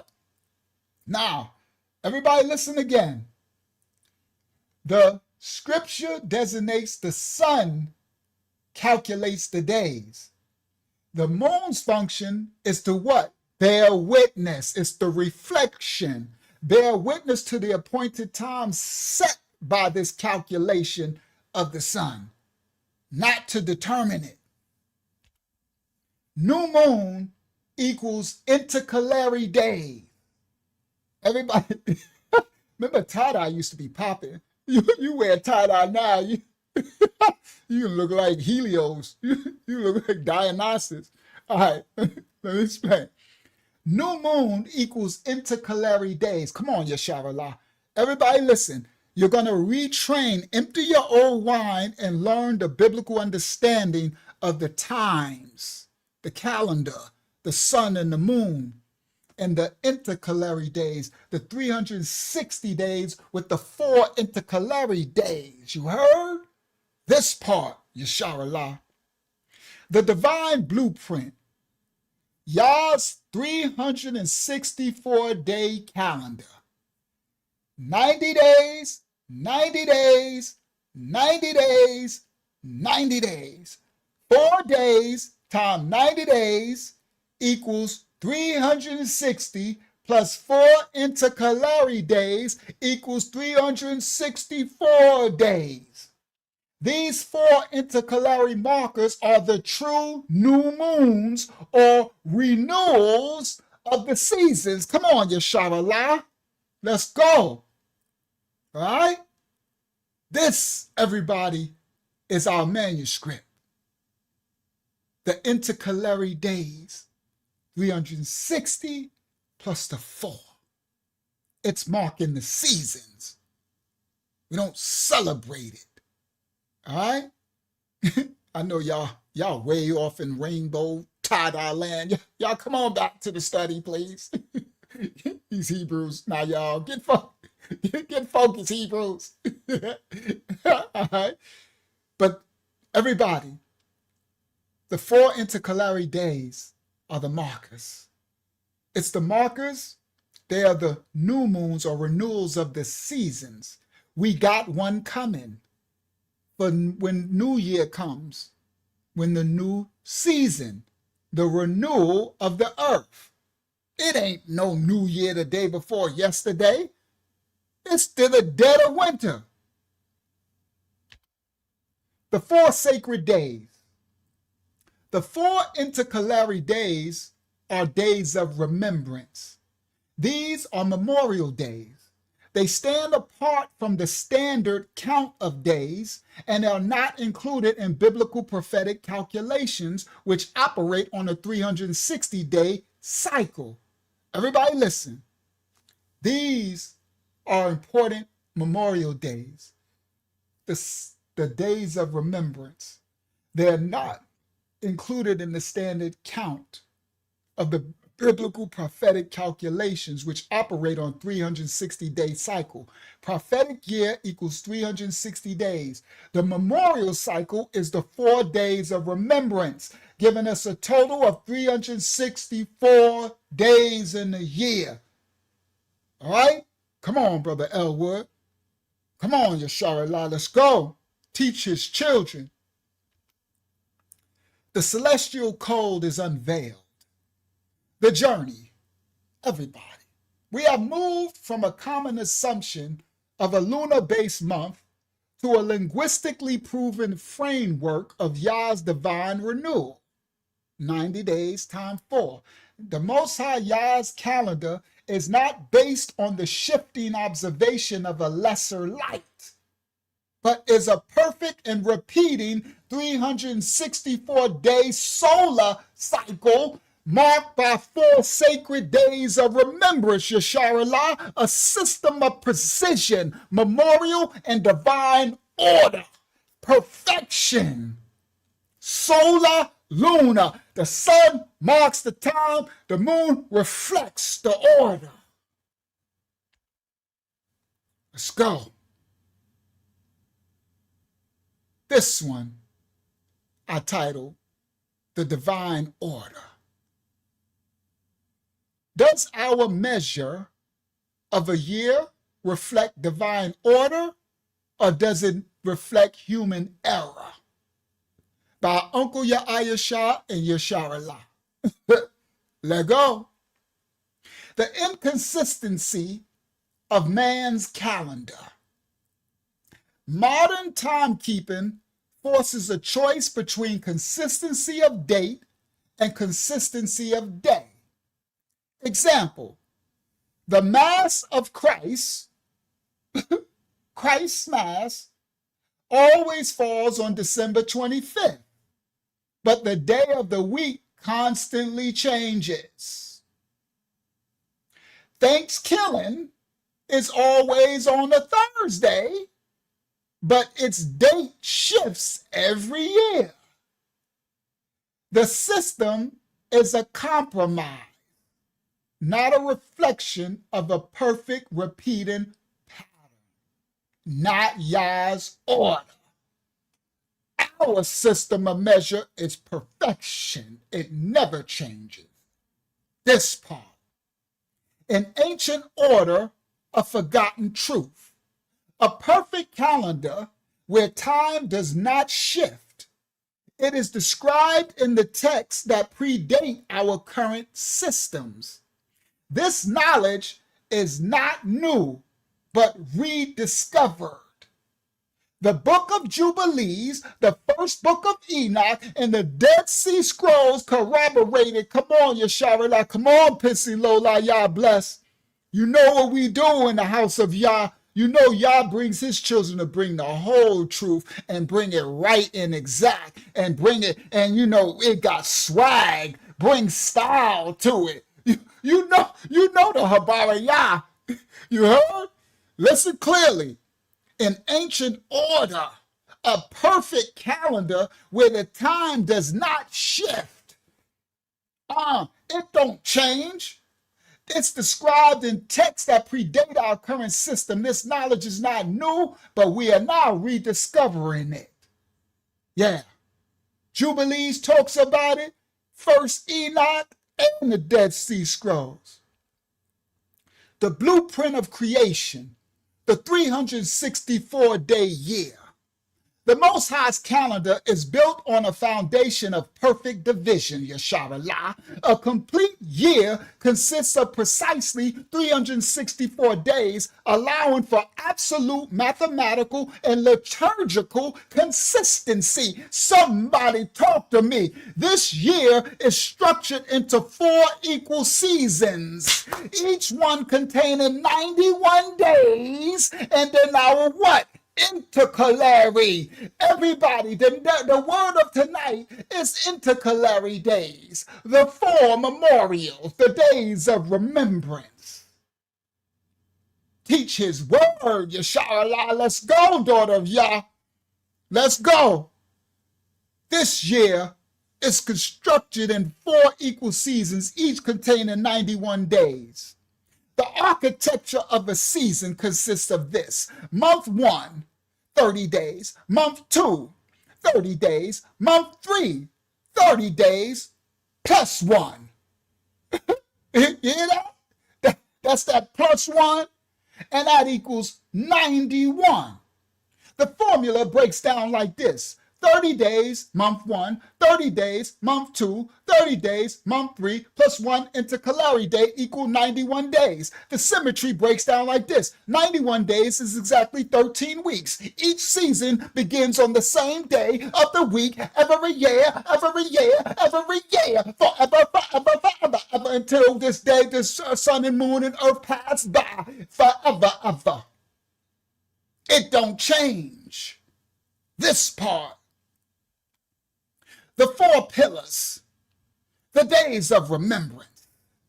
The 4 days that complete the 364-day cycle are not ordinary days. They are intercalary days. These are divinely appointed memorials that separate the seasons. Let's go, Yashala Yah.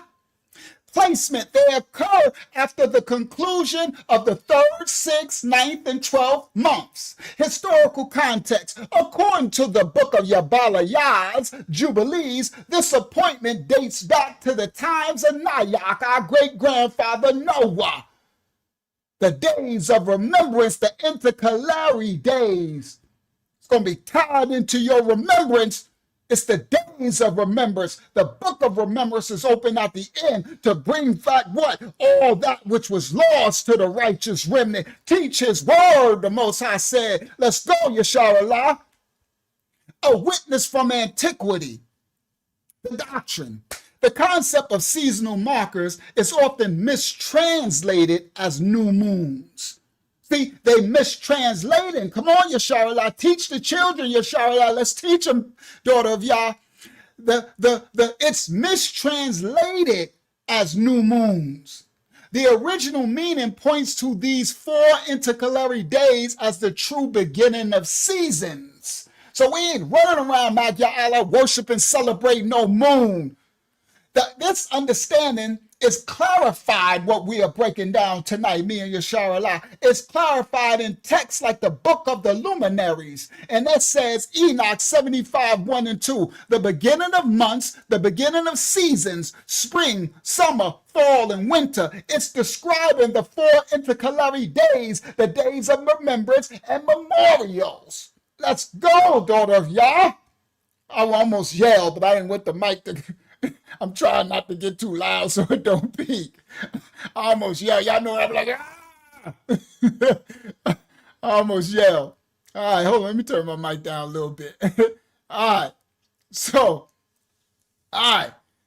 Boy, this break down. That's why I tell you, I'll be sitting here. That's why I'm like, I don't be starting this lesson late, guys. I'll be sitting here putting all this work in. You understand? It take a lot of work for us to put all this together for you guys. All right? Praise Yah. Now listen clearly.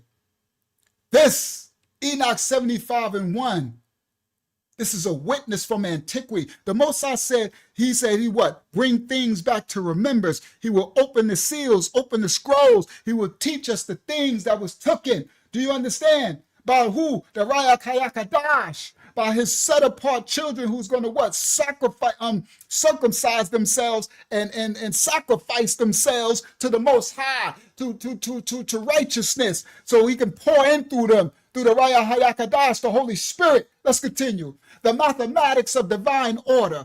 91 days per season times 4 seasons equal 364 days. 13 weeks per season times 4 seasons equal 52 weeks. 12 months times 30 days plus the 4 intercalary days equal 364 days. Every calculation resolves itself into a perfect closed system with no fractions or no drifting, no adding to or taking away. It's the mathematics of the Most High's divine order. Go, Yashar Allah. Man's calendar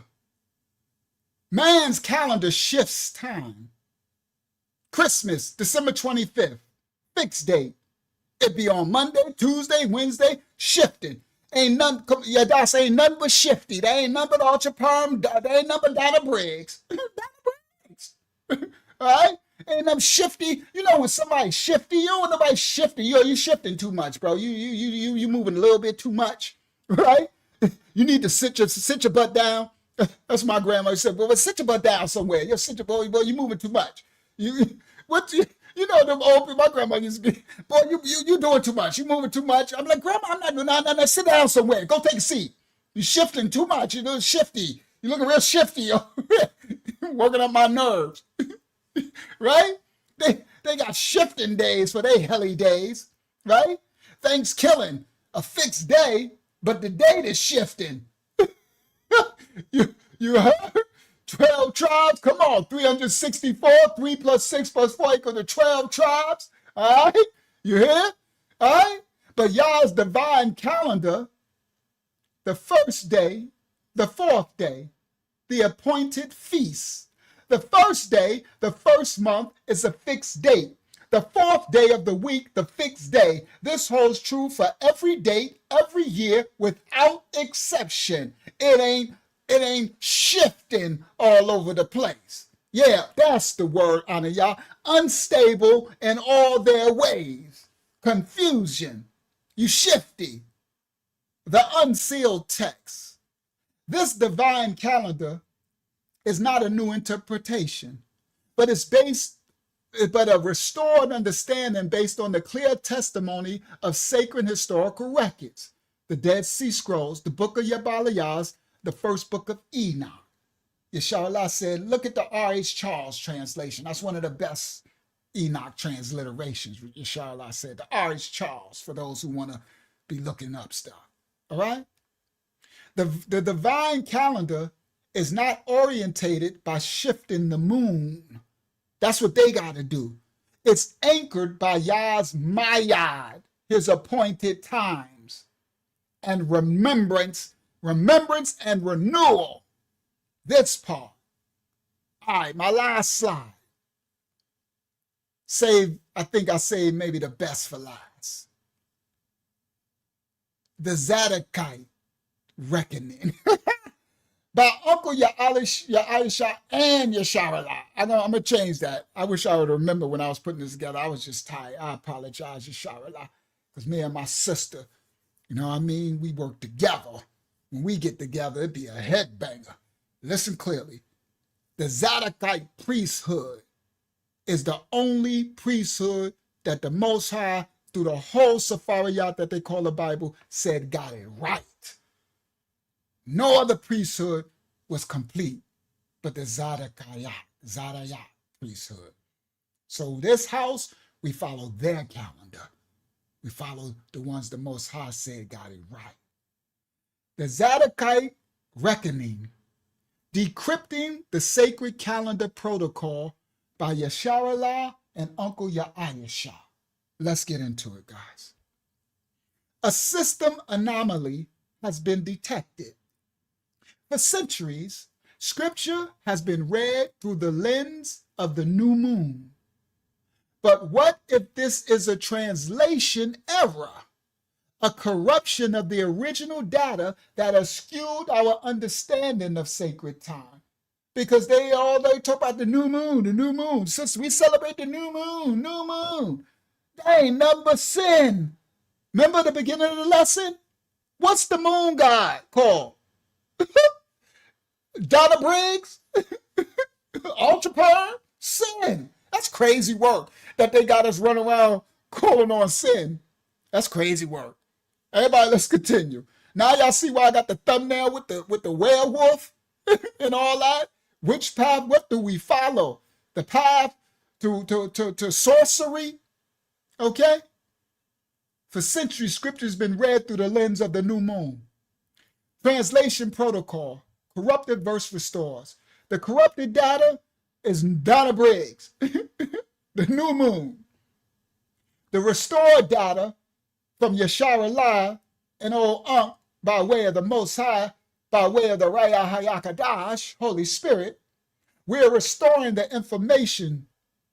The new month means the beginning of month. That where it says new moon, that means beginning of months, the beginning of season, intercalary days. We had corrupted data. The original Habariyah refers not to a lunar phase, but to the 4 intercalary days or takafayas. That's how they say it in the Canaanite Hebrew, takufas. You know, takufas. That's takafayas. The original Habariyah refers not to a lunar phase, but to the 4 intercalary days or takafayah that mark the head of each of the 4 seasons. The historical fork, 2 factions, 2 calendars. Faction here, the Pharisees. The Yasharallah, their protocol, they made a lunar calendar. Did y'all not know the Pharisees? Oh, we about to show a video after this. We're going to close out with the video stuff. Good stuff. Did y'all not know the Pharisees? Yeah, we're going to talk about the Ashkenazi converts with they moon worshippers. Who do they follow? The Pharisees. Who do they follow? The Babylonian Talmud? The Amorites? Canaanites?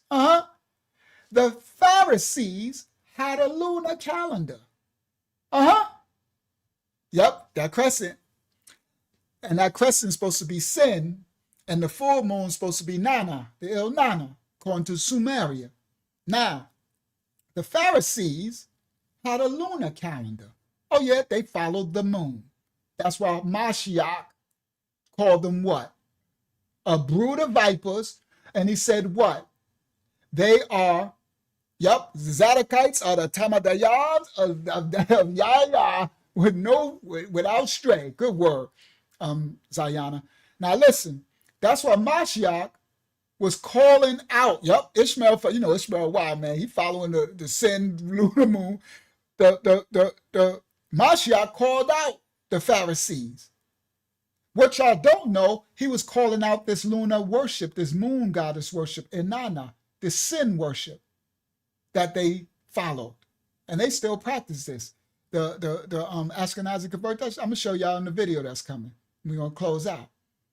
The Pharisees follow the lunar calendar. And in the Pharisees' calendar, it had 354 days, and it variated, it shifted from 12 to 13 months.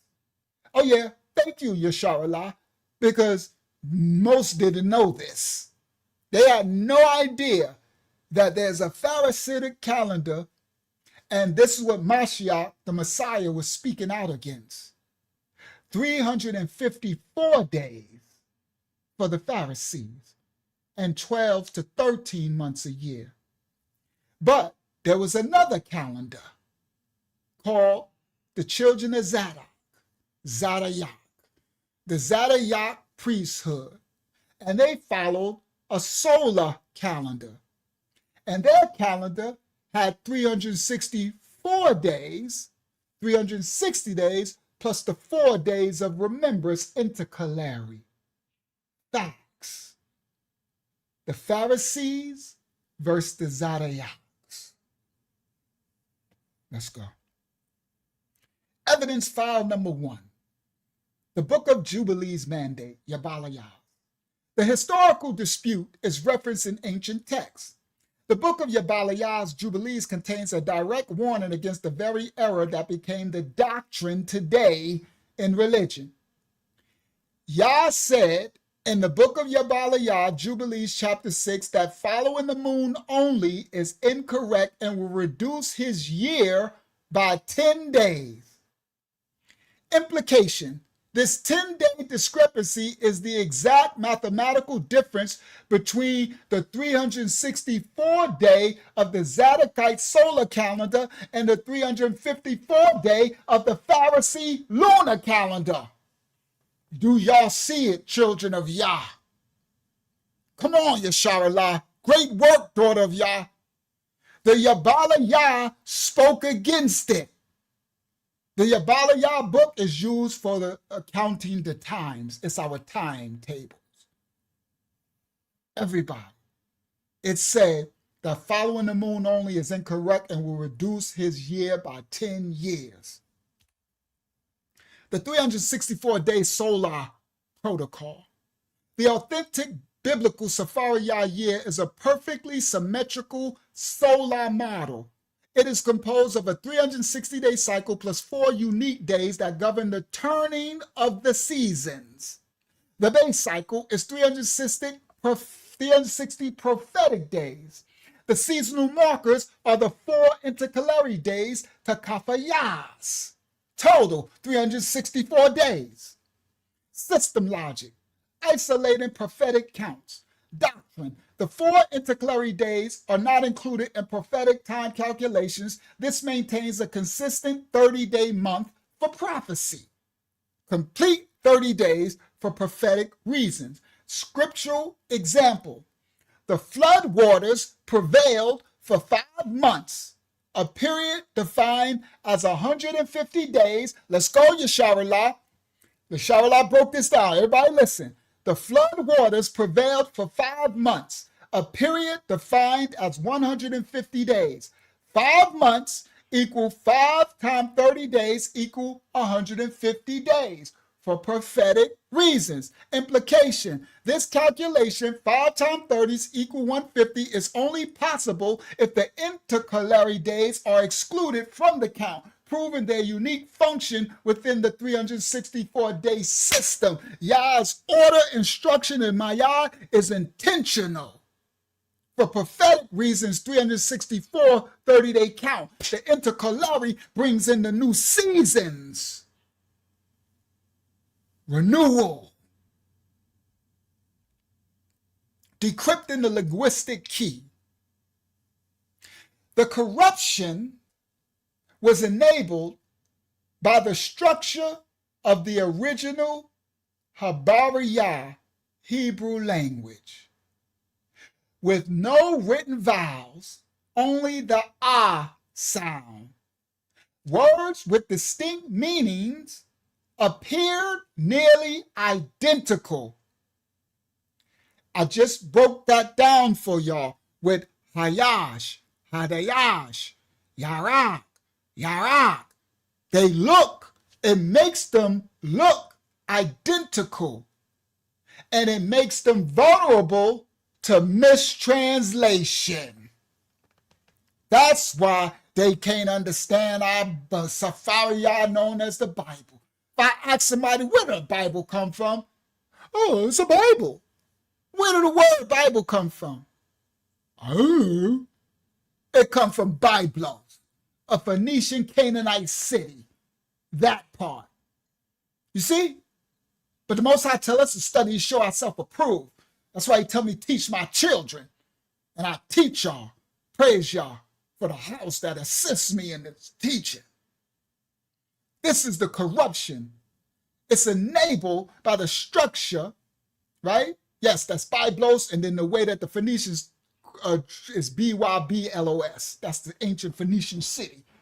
And our land, in Shem's land, they was in our land, the Canaanites.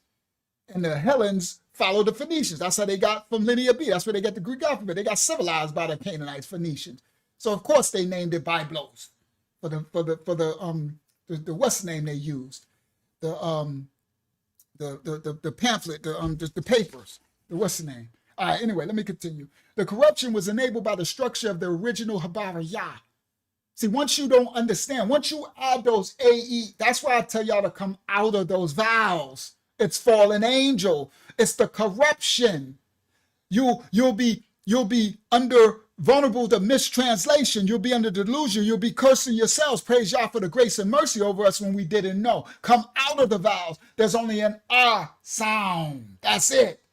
Any original Shemitic tongue, there was no vowels. That happened in Acadia. Okay?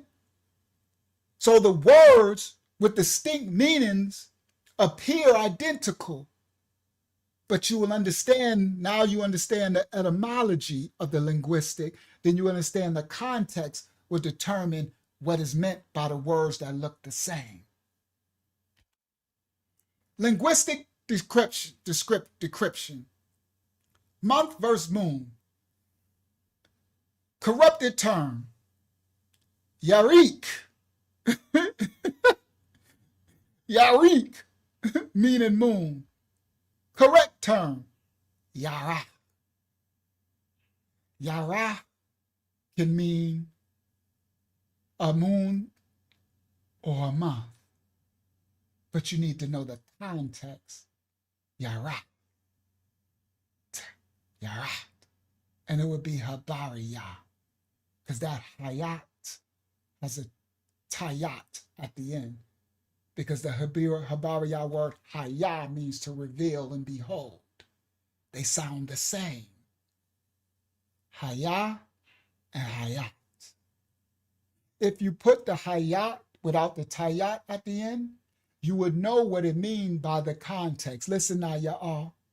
So if I took the Habariyah word letter Hayat, this with the CH, they call het, and I took the Habariyah word Hayah, which they call hey, I think they call it hey or something in the Canaanite Hebrew, this Yiddish crap, right? If I didn't put a Tayat at the end of Hayat, the het, and had Hayah, the only way I would know the difference between the two Adiyat letters is the context. Context is key, everybody. That's the difference between Mashayah and Mashayat. The Hamashayat, the Mashayat is Mashayat, the only Ya'ad son of the Father, our King of Judah, which I'll call Jesus, Yahweh Shah or Yahweh Shah. That's the Mashayat. But Mashayah, we are all called to be Mashayahs, deliverers. Moses' name was Mashayah, but he is not the Mashayah. The Tayat at the end seals Mashayat from Mashayahs, which we are all called to be. But let's say if it was written without the Tayat at the end of Mashayah, the only way I would know is speaking of our king of Judah, Ya'ada, or Moses, or somebody else. It would be the context. So are y'all understand? That's where they get that devil in the detail statement from. Because you know, all they do is convolute and reverse. That's the kalaliyah, the completion of Yah. That is correct. The devil is in the details, in the context. It's context is key. Now, the mistranslation of Yarak as Yarik caused an empire calendar to be based on a false moon lunar premise. Month and moon are two separate words and are not interchangeable. Tell them again, Yasharallah. Say it with your chest. Not your chest because you're a female. Say it with your throat. Say it with your throat. Linguistic decryption, new verse renewal. The initial error was compounded by confusion between the Hebrew words for new and renewal, Kadash and Kodesh. They are both Kayadash, Hayadash. They both mean new and renewal. The context would tell you which one it means. The absence of vowels in Picto-Habariyah made these distinct concepts appear interchangeable, further obscuring the true meaning of the beginning of months, the intercalary days. Come on, y'all learning tonight. Devil's alive, y'all ain't learning tonight. The corruption became doctrine. The Pharisees' influence, with their acceptance of the moon calendar and the solidification of their mistranslation, became what we know as the new moon. Now, y'all understanding how we got this new moon all through our Bible manuscript, our Safariyah, and while these fools are running around talking about we celebrate the moon and worship the moon, and a lot of sisters the moon, and we follow the moon and everything, the devil's a lie. That's Pharisees, and the Pharisees was following the Amorites, the fallen angels, Babylonians, Canaanites. Let's go. The victory of the Pharisaical view was not just theological, it was linguistic. As their 354-day moon lunar calendar became the historically accepted standard for the Hebrew calendar. The mistranslation of new month to new moon was cemented into scripture and tradition, obscuring the original protocol for thousands of years, even to today. And to the Most High instructor Yasharallah to knock it on out the park. He made me bring that out about that sister celebrating the moon and breaking down. And the whole Rayakayaka God said, Yasharallah, go in. Let's break this new moon stuff down. This werewolf worship, this sin, this Nana, Astarte, lunatic, this Pharisee, following the moon, the devil's a lie. That's why they got the witch in the moon and the werewolves and all this crap. This is all fallen angel Pharisee. Protocol restored. Yasharallah, we restorers of what, Yasharallah? The breach. House of Yah, what are we restorers of? The righteous path. Restorers of the breach. Restorers of the way, the truth, and the life. You heard? The corrupted was the new moon. The source came from the Pharisee tradition. The model was the lunatic, the lunar. The length was 354 days. They based it on the Yarik moon. Let's speak like the fallen Yahah, right? And we restored what we restored? The beginning of seasons, the intercalary days, source, the Zadiac priesthood, their reckoning. What do they follow? The solar 360 days plus 4 intercalary days. The month. Praise the Most High's holy name and rightful order. The restorers of the breach. The restorers of the breach. Recalibrating the divine time. From the house of Yah to all of y'all tonight, restoring the Zadiac calendar is more than a historical correction. It is a recalibration of our understanding of our prophecy, of our appointed times, mayads, and the very rhythm of the sacred year. The original protocol was never lost. It was only obscured. The signal has now been restored. You are very welcome. Praise Yah, his holy name. his rightful order. What a work, Yasharallah. What a work. What a work. Repairs of the breach. Let me stop share. I'm going to show a little bit of her, and then we're going to show these videos, and we're going to close out. It's got a great closeout. We got some great video coming. Y'all hold on. Hold your seats. Hold your horses. Share screen. Praise the Most High. What a study, y'all. What a word, y'all. What a word. All right, let me get through some of my sister. I don't want to miss out some because she wrote a lot. The moon is used as a sign or a witness. All right, I broke all this down. For I have written in the book of the first law, which I have written for thee, thou shouldest celebrate it in season, one day in the year. And I explained to thee its sacrifices that the children of Yasharal should remember and should celebrate it throughout their generations in this month, one day in every year. Yabalayah 6:22 to 35. It's going to go. We're going to read that later. We're going to close out with that, with the scripts. I'm going to get to the video, and we're going to close out. According to the feast of the Gentiles, after their error and their ignorance. Come on, Yasharallah. The 4 days of remembrance intercalary days. You heard? He said, for I know them. All right, we're going to break that down. So we did all this. I think we broke it all down. The Canon, Dead Sea Scrolls, Book of Jubilees, First Book of Enoch. This gives us more details of Yah's sacred calendar. She said, the Most High's calendar is so perfect every year, year after year. Each day, including holy days and feasts, falls on the same day every year. This doesn't happen in man's calendar. All right? All right, so yeah, I did break it all down. The rest is all scriptures. All right, we'll get to the scriptures. Let me show the video, and then we're going to close out with the scripts. Praise Yah. So I did a good job. Thank you. Thank you, Father. I wasn't sure if I left something out. I know we knocked it out the park, inshallah. Praise Yah.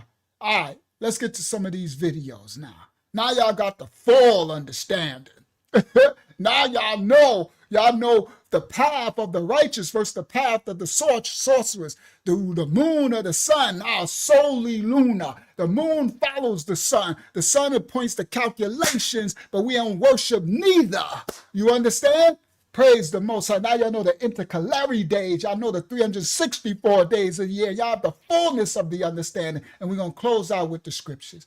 All right, let me do the first video. Let me do the video. Let's do the videos. All right?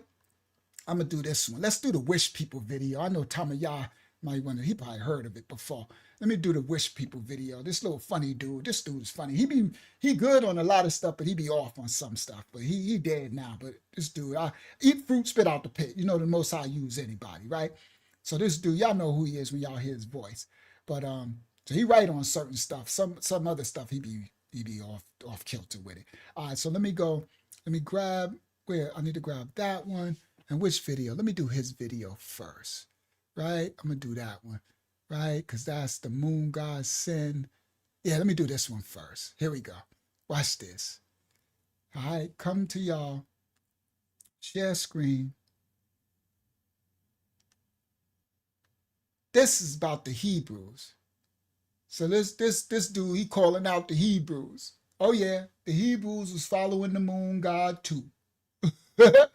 That part. All right? Yeah, we was. Here we go. Copyright disclaimers are in effect. We don't own rights to the video. We're breaking this down for educational purposes only. Lego, yeah. But the Jewish people, or what we call the Jewish people. Hold on, let me see. Did it start there? Yep. But the Jewish people, or what we call the Jewish people, back then, at that time, the dominating worship at the time in Egypt and the whole Middle East was the worship of the moon. And moon worship was very... Facts. He said, oh, who we call. I like how he broke that down real quick. He said the wish people, or who we call the wish people. Let's continue. Dominating worship at the time in Egypt and the whole the Jewish people back then. At that time, the Jewish people, or what we call the Jewish people, back then, at that time, the dominating worship at the time in Egypt and the whole Middle East was the worship of the moon. And moon worship was very important. The Egyptians especially put a lot of importance on the worship of the moon. Well, the moon god, if you were in Egypt and you're looking east, in the middle of the Sinai desert is an enormously high mountain range. And so the people on the Egyptian side of the Sinai would look eastward, and every evening about 6 o'clock, the moon would come up from the mountain. The moon became known as the old man of the mountain. And the moon name, the old man's name was Sin. But the moon the Jewish became known as the old man of the mountain. And the man's name, come on, Hayazah, was Sin. Everybody? Let's continue. Copyright disclaimers are in effect for educational purposes only. We don't own rights to the video. We're just reacting. Let go. I've spent 48 years studying occultism, mysticism, words, terms, legal terms, government, international banking, theology, religions. I'm telling you, there's a world of knowledge you have never been taught. Yeah, it is, Marawiyah. Yeah, it is. Yeah, it is. That's the moon worship. That's where it comes from. Absolutely. The Most High ain't just in no east. What east? The Most High omnipresent, omniscient. You shouldn't be praying in no direction. You should be praying inward or to the Father, unless you think he outside of you. If he inside of you, pray inward. If he outside of you, pray to the Father. He's omnipotent, omniscient.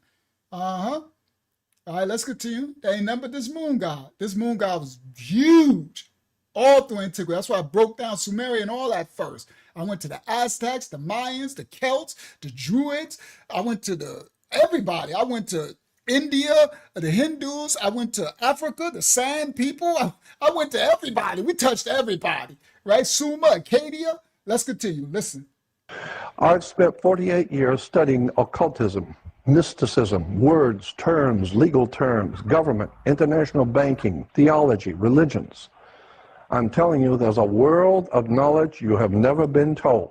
That's been right there for you, but it just never occurred to anyone to sit down for 48 years and study this stuff in the dark.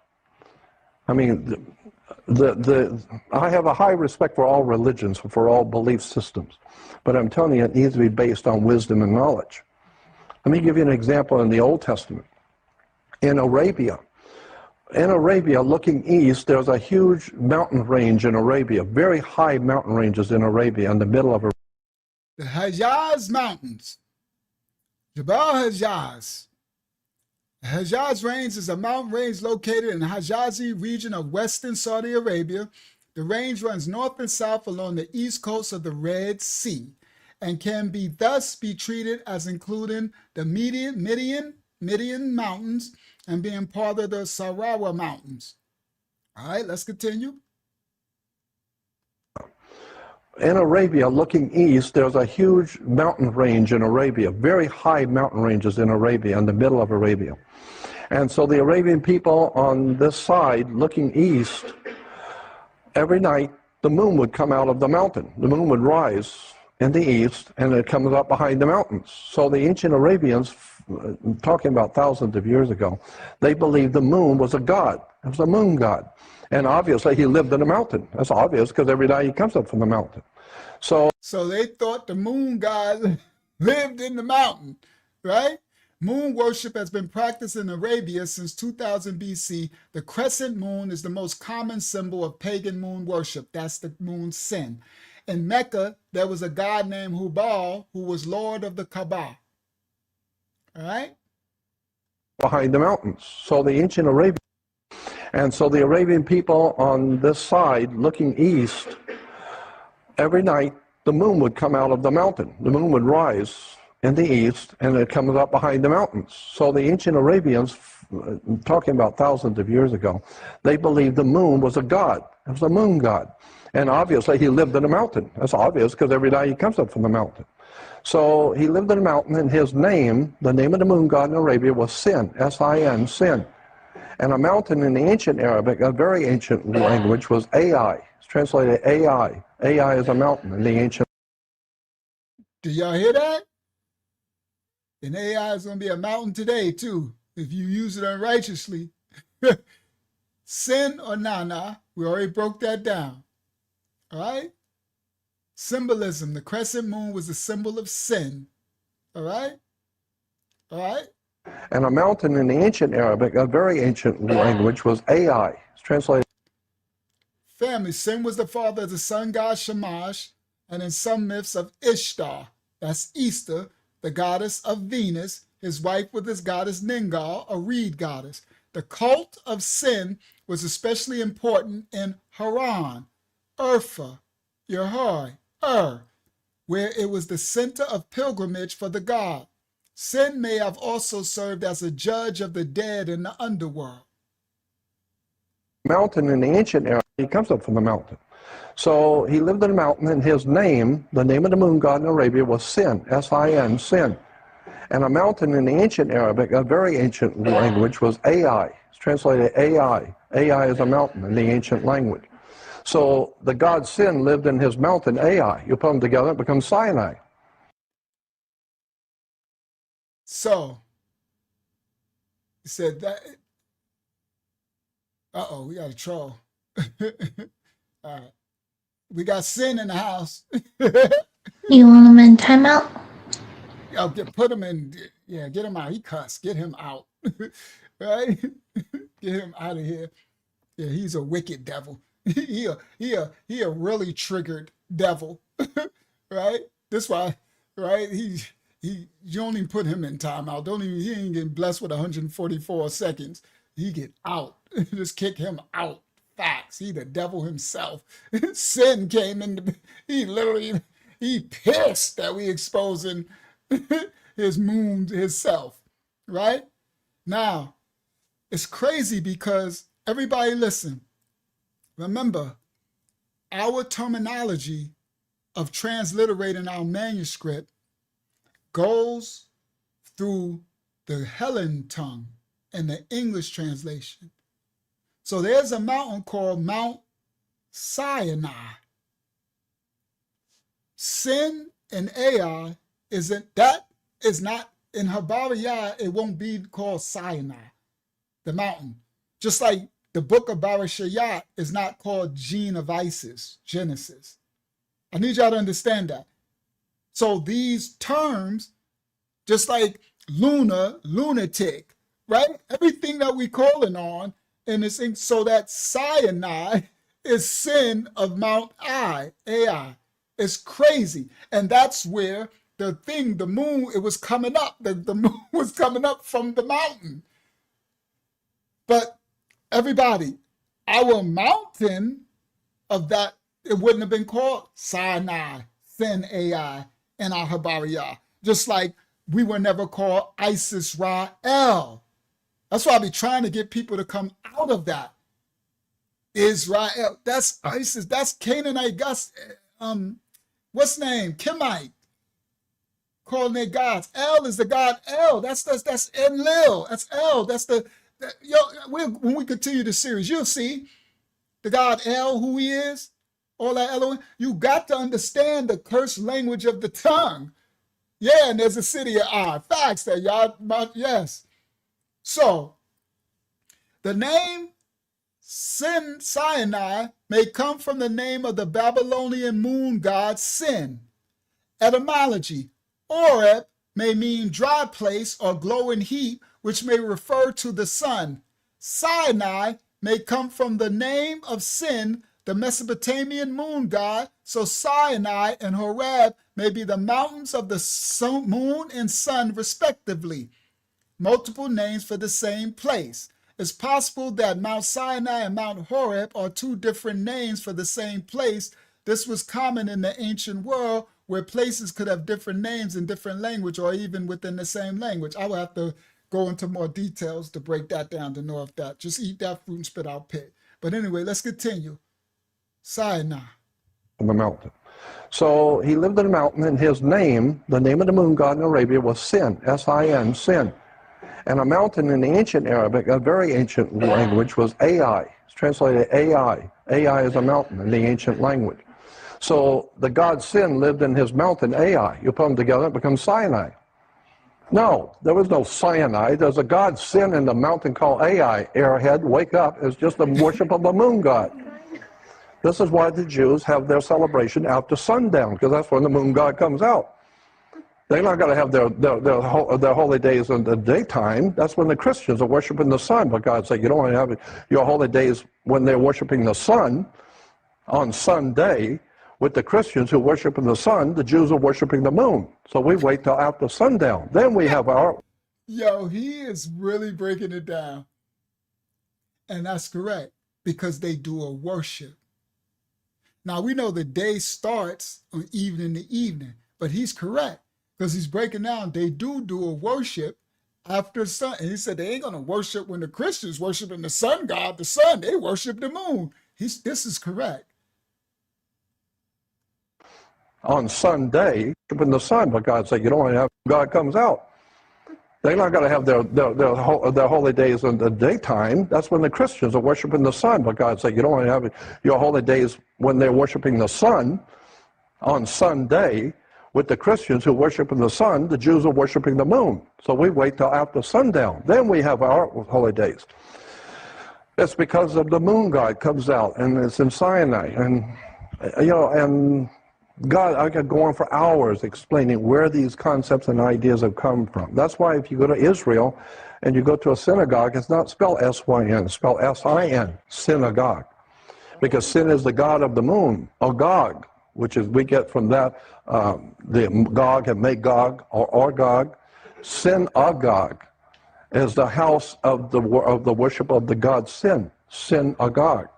S-I-N, not S-Y-N. I could sit and talk for days on this subject of religion, theology, where all of these things have come from.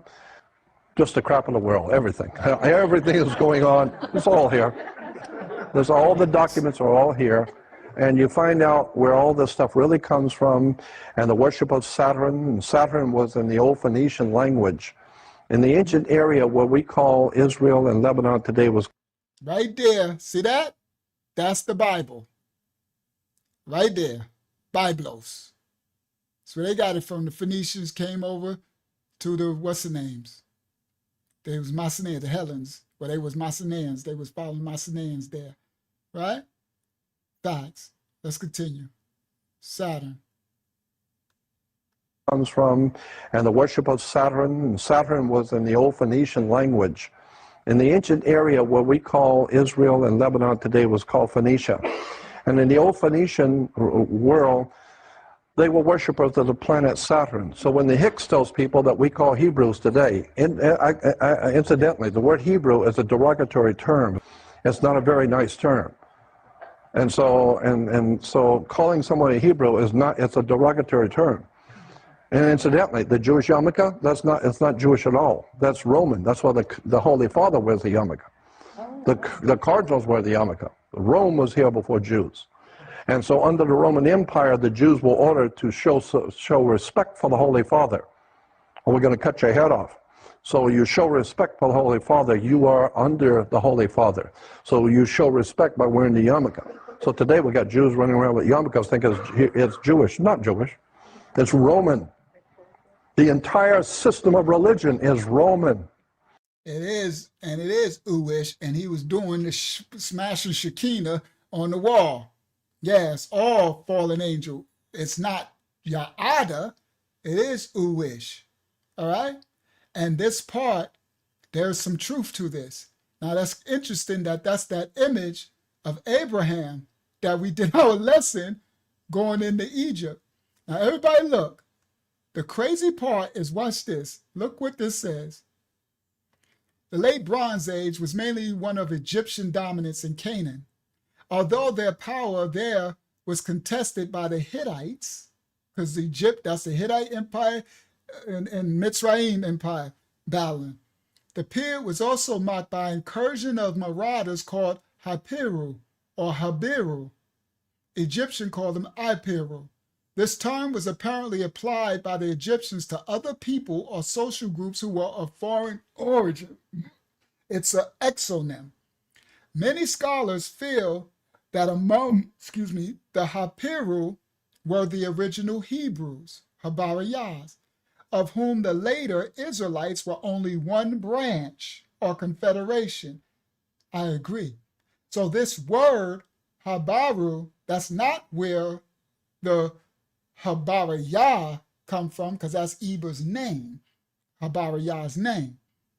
But this Habaru, a Peru Egyptian exonym that they applied to all these foreign invaders that was coming in, did apply to the original Habariyahs, the Hebrews, all right? And the Israelites was only of one branch, right? Because Ishmael's a Hebrew, you got plenty of Habariyah, there's Abraham's descendants.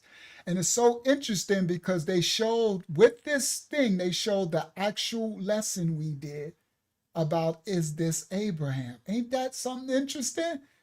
Going into Egypt. That's crazy. When I saw that, I said, wow. And this is an old clip right here. I was like, wow. So yeah, that would have been the exonym.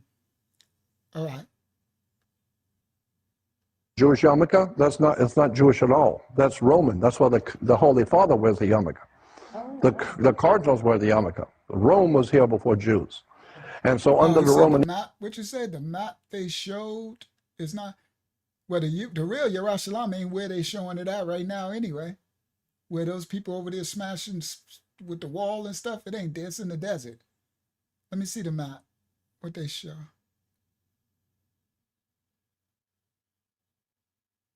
Oh, they showing it a little further down? No, that's correct.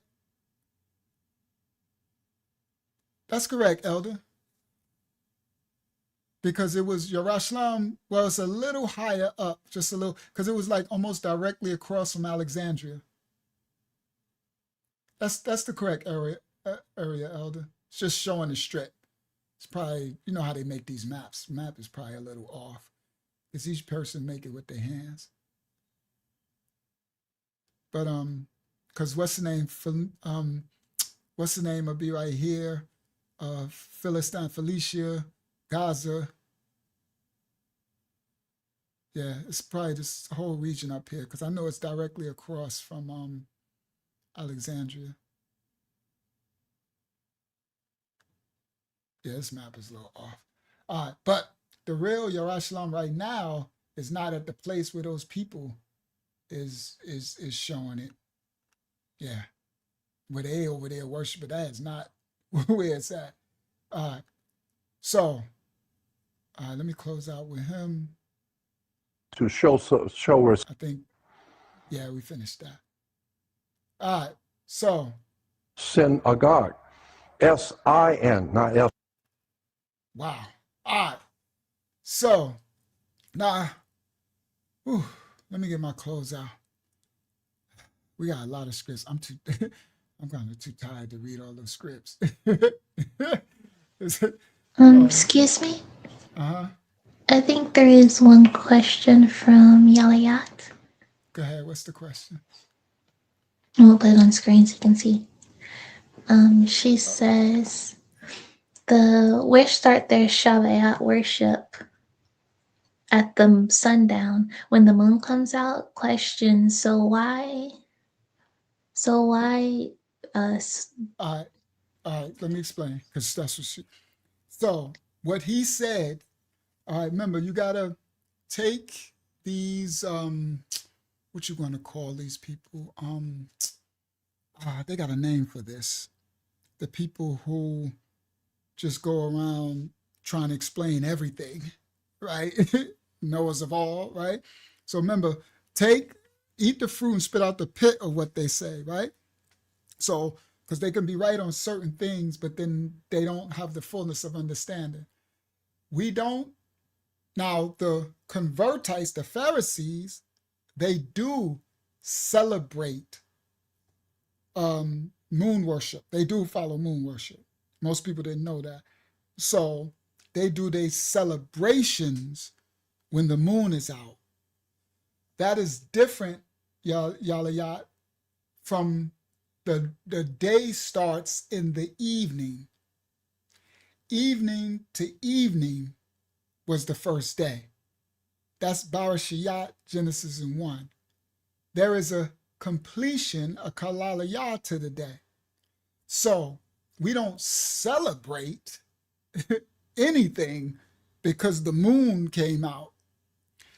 If let's say if the Feast of Unleavened Bread was tomorrow, it would start when the evening started, because that's when the Most High created creation. In the beginning, darkness was over the face of the earth. All right? Because the Most High is the uncreated light. So he created the completion, the image of himself.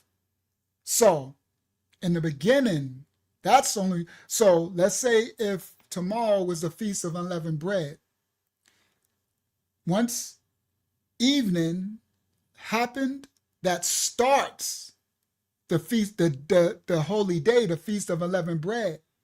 But you don't go out and do something, right? You don't go out and bang pots and start worshiping the moon and stuff. That later, when usually let me explain. When evening would come, we would be indoors. So let's say if we was in ancient times and tomorrow was the Feast of Unleavened Bread. So what we would call the seventh day, Saturday, evening, right? Once the night happened, right? Going into the first day. That would start, let's say if that was the Feast of Unleavened Bread. But according to ancient times, we would be in the house. You would be indoors. That's when the sun went down, that's when we came in. There was no street lights, right? There wasn't illumination and stuff like that back in the days, right? So you would be indoors, right? And you would be indoors and you would just be observing that it's the Feast of Unleavened Bread. So you would have prepared whatever it is that you're going to do for your feast, but you're not doing no worshiping of anything. Then after when the sun comes up, because you still in that day, right? When the sun comes up, that's when you would go out and do something. If you would go out and do something for the day or something, you wouldn't do it in the dark. But what he was pointing out, because he don't have the fullness, is that some of those convertites, you're right, some of those cultures and the Pharisees, they would celebrate like even the other cultures. They celebrate the full moon. That's why we're breaking down new moon worship. We didn't worship no moon and we didn't follow. It didn't mean nothing that evening, the moon, that was just a lesser light. The sunlight calculated the actual time. The moon followed. So we didn't worship any of it. You understand? You didn't worship no holy day, even no feast day. That's why the Most High said, I abhor your feast days and stuff. Because if it wasn't for sin, there would be no need for all of that. There was no feast days in the garden and stuff, right? When we was in his righteous order, right? So now we got all type of laws and dietary laws and days and appointed. That's why Passover is a whole judgment and the unaliving of the firstborn and all this. It's all this sin, right? But they made their feast days into worship days. That's why he said, I abhor it. None of that serves me. You understand? Only day, he told us 6 days we are to Ayadah, 1 day we are to Rabbayah, rest. And that's it, right? 1 day to set apart to the Most High, the Shabbayat. And then we got 7 Shabbayats to go through the year, right? Now, just so it's like in the Ishmaelite culture, like Muslims, right? You know how you have some Muslims, they worship Allah, right? And they try to be righteous and they try to be good, moral people, right? Like our brother Bilal that would come over here on Facebook, right? They try to be righteous, moral people. But then you got another section of the same culture, but they're extremists, right? They're the ones dropping bombs and they doing it. You got the other ones that marrying the little 10-year-old girls. Remember that over in Somalia and stuff, right? So again, it's in every culture, you're going to have those who worship the Kalalaya, the darkness. They're going to worship darkness, make it. So that's what that is. So yeah, we don't, yeah, our day starts evening to evening is the first day, because that's how the Most High created the foundations of the earth, this earth, in Barashayat. If he would have said the day starts morning to morning or light to light was the first day, then we would be doing light to light. But it's a completion. So right now I'm in my Shabbayat, right? And it started about, we'll get dark, about 5 p.m. here. It started.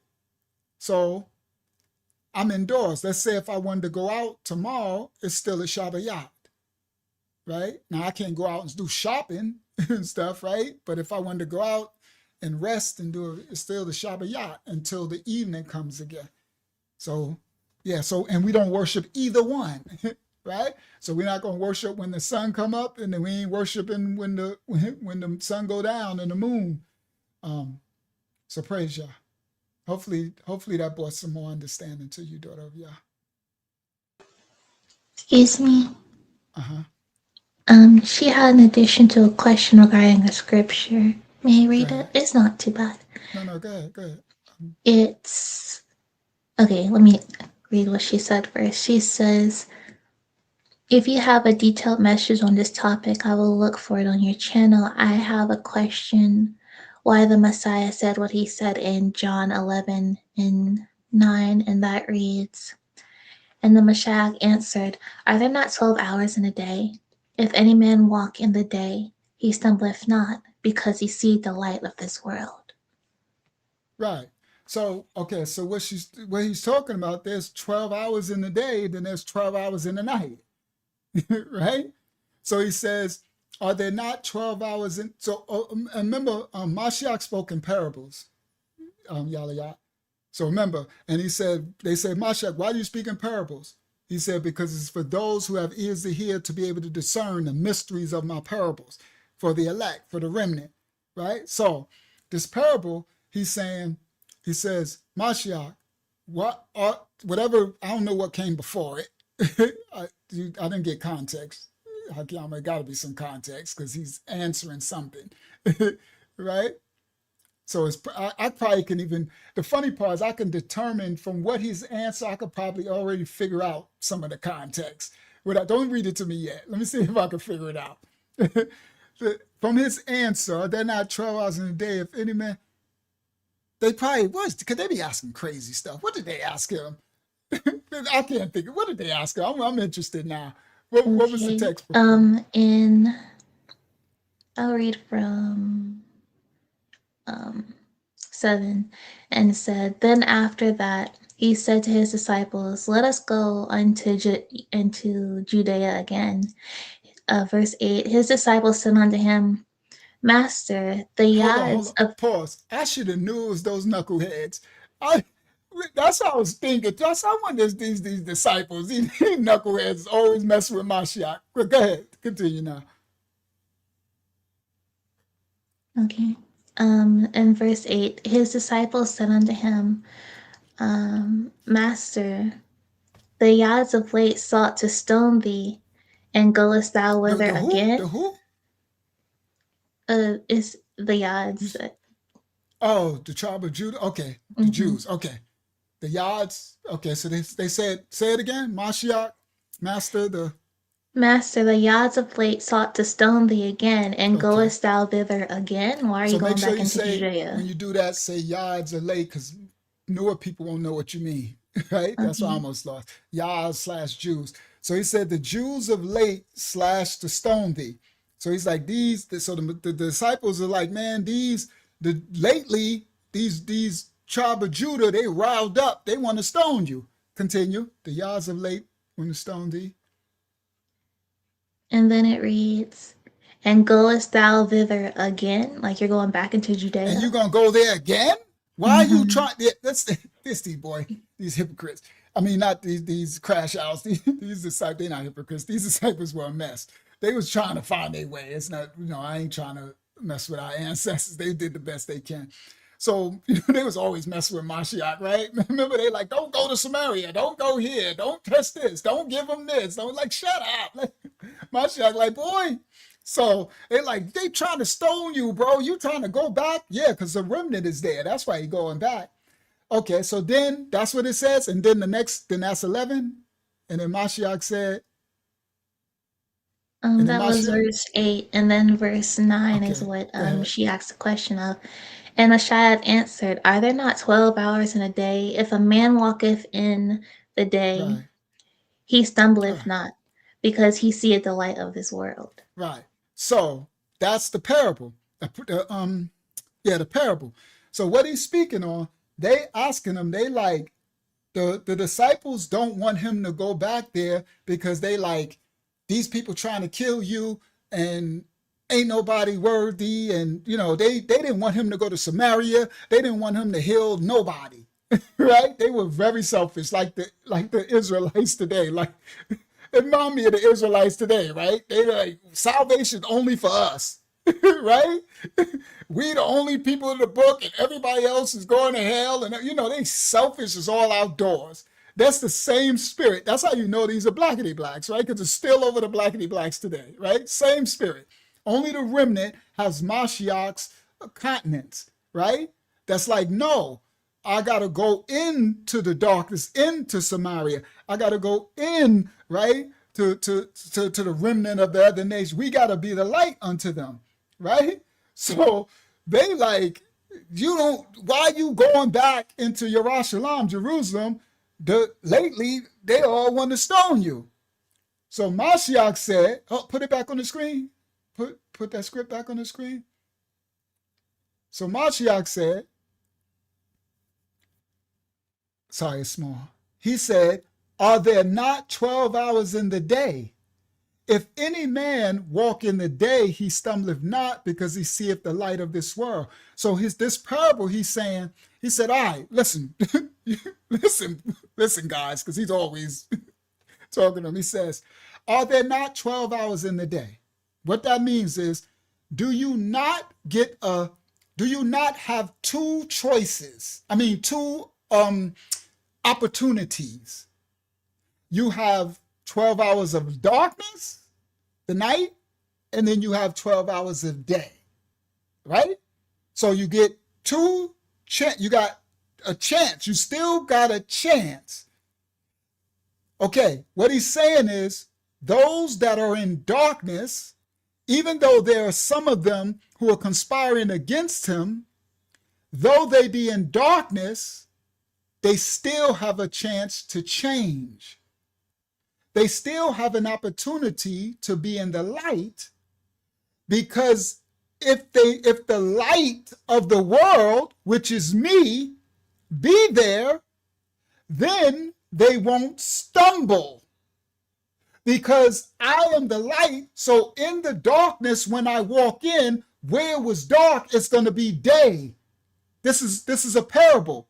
So for the remnant who might be against me now, though I keep coming back and be in the light, some of them will stop stumbling, because they'll see the light of the world. They'll be able to, but if I never go back there, then it's just going to be darkness, night, no day, and they will continue to stumble. Excuse me? He was going back for the remnant, daughter of Yah. Go ahead, Hakiyama. May you read just two of the verses, because it'll help even more. And verse 10. Hold on 1 second before you read it. His parables are really beautiful. Once you're able, remember he said they have to have keys to unlock the mysteries. It's for the elect. And once you do it, you can understand his unselfishness. He is correct. There's 12 hours in the day. So there's 12 hours of opportunity of seeing the light. Not just if I remove my presence from it totally, then there won't be 12 hours of day. They won't have no opportunity to see the light. And they will stumble. But if any man is able to walk in the day with the light of the sun, it's harder for him to stumble. As long as I can keep coming back, it's easy. It's harder for them to stumble because of my light. I'm the light of the world. And those Yah flakes that I give off is going to land on some. Just the remnant. Go ahead, Hakim. Verse 10, I'll put on the screen. But if a man walk in the night, he stumbleth, because there is no light in him. Verse 11. These things saith he. After that he said unto them, Our friend Lazarus sleepeth, but I go, that I may wake him out of sleep. And this is after, this is before he performs his work, the miracle. Of bringing Lazarus back to life from the dead. Facts. So he's going to walk amongst the living dead, right? Those who are in darkness. If he just never went into Jerusalem, against the same thing he did to Samaria. They didn't want him to go in there. He like, they're dead. I gotta go into the hood. I gotta go get the lost. He said, I'm here to heal the sick. I'm here for the sick, not the whole. The whole don't need a physician, right? I'm here for the sick. So I gotta go to where the sick is. They're like, why are you gonna go to the hospital? You can catch a cold. He like, well, duh. This is my mission and my purpose. Praise Yah. Good question. Great question. And I love his parables. I love breaking down Mashiach because it's amazing. The unlocking of the mysteries of Mashiach is just really, really amazing work. All right, guys. I'm really tired. I was going to do all the scripts, but I'll do it next week. So next Friday, when we continue the series, unless y'all have me do something else, I'll break down all the scripts for this moon, the Jubilees that Yasharallah put together. Is amazing. But it will be another hour if I did it now. And I put in a lot of work, so I'm tired. Yeah, I see doctors as walking without any discernment of who they are. Yeah, they're lost. That's who you come for, the lost sheep of the house of Yasharah. And then the lost, remnant for us to be the light, right? That's our Habariyah book. It's for us, by us, for us to come back to the being a light and then go get the others out of darkness, the remnant of every nation, kindred, and tongue. But first to the house of Yasharah, because we have to be that light. They have to come through the one of the 12 gates. Facts. And praise Yah. And now we are to continue. And that's what we are doing in this house. Right? So we got a remnant of every nation, kindred, and tongue that is welcome as we be the light to lead them to the Father so they can go through one of the 12 gates. This has been the path of the sorcerer. Whew. The moon or the sun. Oh my goodness, I ain't doing my closeout. I had a strong closeout. I am not doing none of that. We are closing out. That my closeout would be closing out. I was going to do her scriptures and I had a strong closeout. No. Well, I'll say that for the next time we do her scripture and close out. So we'll continue, unless you have us do something else next Friday. We'll continue. Yes, now go and teach all nations. Come on, sincere, right? He'll have us do it next time. Share screen, window. I got to close now. I feel in Raya, praise Yah. He's well pleased with all the work. This has been the werewolf's path. Path of the sorcerer. The moon or the sun. Right? Get out of the path of the sorcerer. Okay? Thank you so much, Dalawa Shah. I want to say thank you, Yasharallah, for hearing from our Abba and putting together that mighty work. And so me and you come together and we knock this out the park as we tag team and do on these spirits. When we get on the battlefield, we tag team these devils. We had the werewolf came tonight. He came cussing and everything, right? We ain't seen one of those spirits in a long time. He was an angry little bugger, right? That's why I was like, just get him out. Ban him, kick him out. He was cussing and everything. I'm like, boy, the werewolf is pissed tonight. It's okay, little werewolf. It'll be all right. Somebody get this boy a kibble in a bit. Give him a kibble in bits or something. All right? Yeah, they come to snag up y'all's children, right? That's what it is in these lies and deceit. Thank you, Yeshavallah, for your studious study. Thank you, Hakyama, for your assistance. Thank you, Elder, for your presence. Thank you, young Elder Yasha, for your presence. Thank you, House of Yah, for your covering your presence and being my brother on this election. And thank you, Yah, first and foremost, for your revelation. Thank you for repairing the breach and bringing all things to remembrance and unlocking the mysteries of our manuscript and our history and allowing us, giving us the grace and the mercy and the favor and the covering from your Malachi's angels and Sabaoth's heavenly hosts to allow us to be in your likeness, image, being, function, character, and nature, the righteous remnant on the earth. We thank you for choosing us and calling us. We thank you for calling your name, Yah, calling us to remembrance. We thank you for all that you do for us, Abba Yah, and we thank you for being our Abba and allowing us to be your children. We love you, and we say Aman Yah, that's Amen, Hallelujah, Hallelujah, and Shalayah, Selah. We love you, Abba Yah, and thank you for the study. Praise your holy name in your rightful order. We say this prayer unto you and your only Yah's Son who comes in your holy name. Aman Yah, Abba Yah. Praise Yah. May the Most High cover and bless you all. Hopefully y'all well fed tonight. From the house of Yah to you all worldwide, I say, Donna Briggs. No, I'm just joking. Robin Yah, Shalom, Robin Yah. I say, may the Most High cover and bless you all. Hopefully y'all got some real understanding. I'm glad, thankful that the Most High has instructed me and Yeshua Allah to put the study together for y'all, to really give y'all understanding about the moon and the sun and the intercalary days, all right? Remember, 360 prophetic days, 4 intercalary days of memorial remembrance, 364 days fixed in perfection. This part. From the house of Yah to Yah worldwide, we say Shabbayat.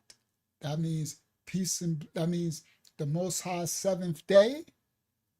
Shalayam, peace.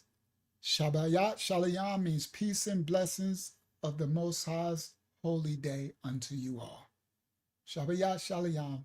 Y'all go forth and have a blessed daytime hours of your Shabbayat day, whatever you do in your day work. May the Most High cover and bless you all. We see y'all again live Wednesday about 9 p.m. Shalom, everybody, from the house of Yah to Yah worldwide. Hopefully y'all well fed. Praise Yah. He adds secures and hooks us tight. A gift from Yah, eternal life. He sent his son a sacrifice to show how much he loves us. You are loved, you are loved. You are loved, you are loved. You are loved, oh, you are loved. You are loved by Yahuwah. Praise Yah. Praise Yah. Hallelujah. Hallelujah. Bible study every Tuesday, 8 p.m. We having a Zoom Bible study. I'm gonna put email me for the link. I'm a lion of the tribe of Judah.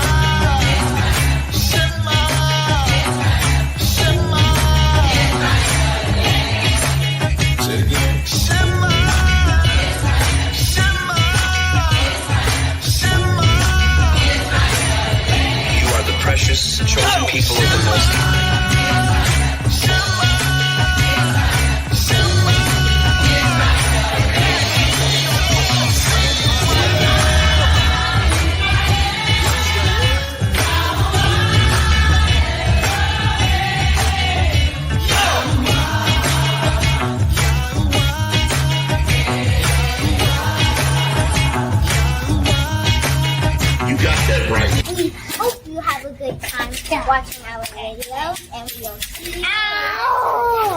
And we'll see you in the next video. So like and subscribe. Our channel.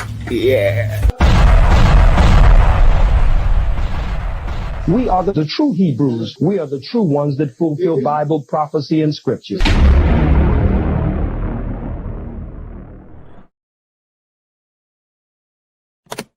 He adds secure.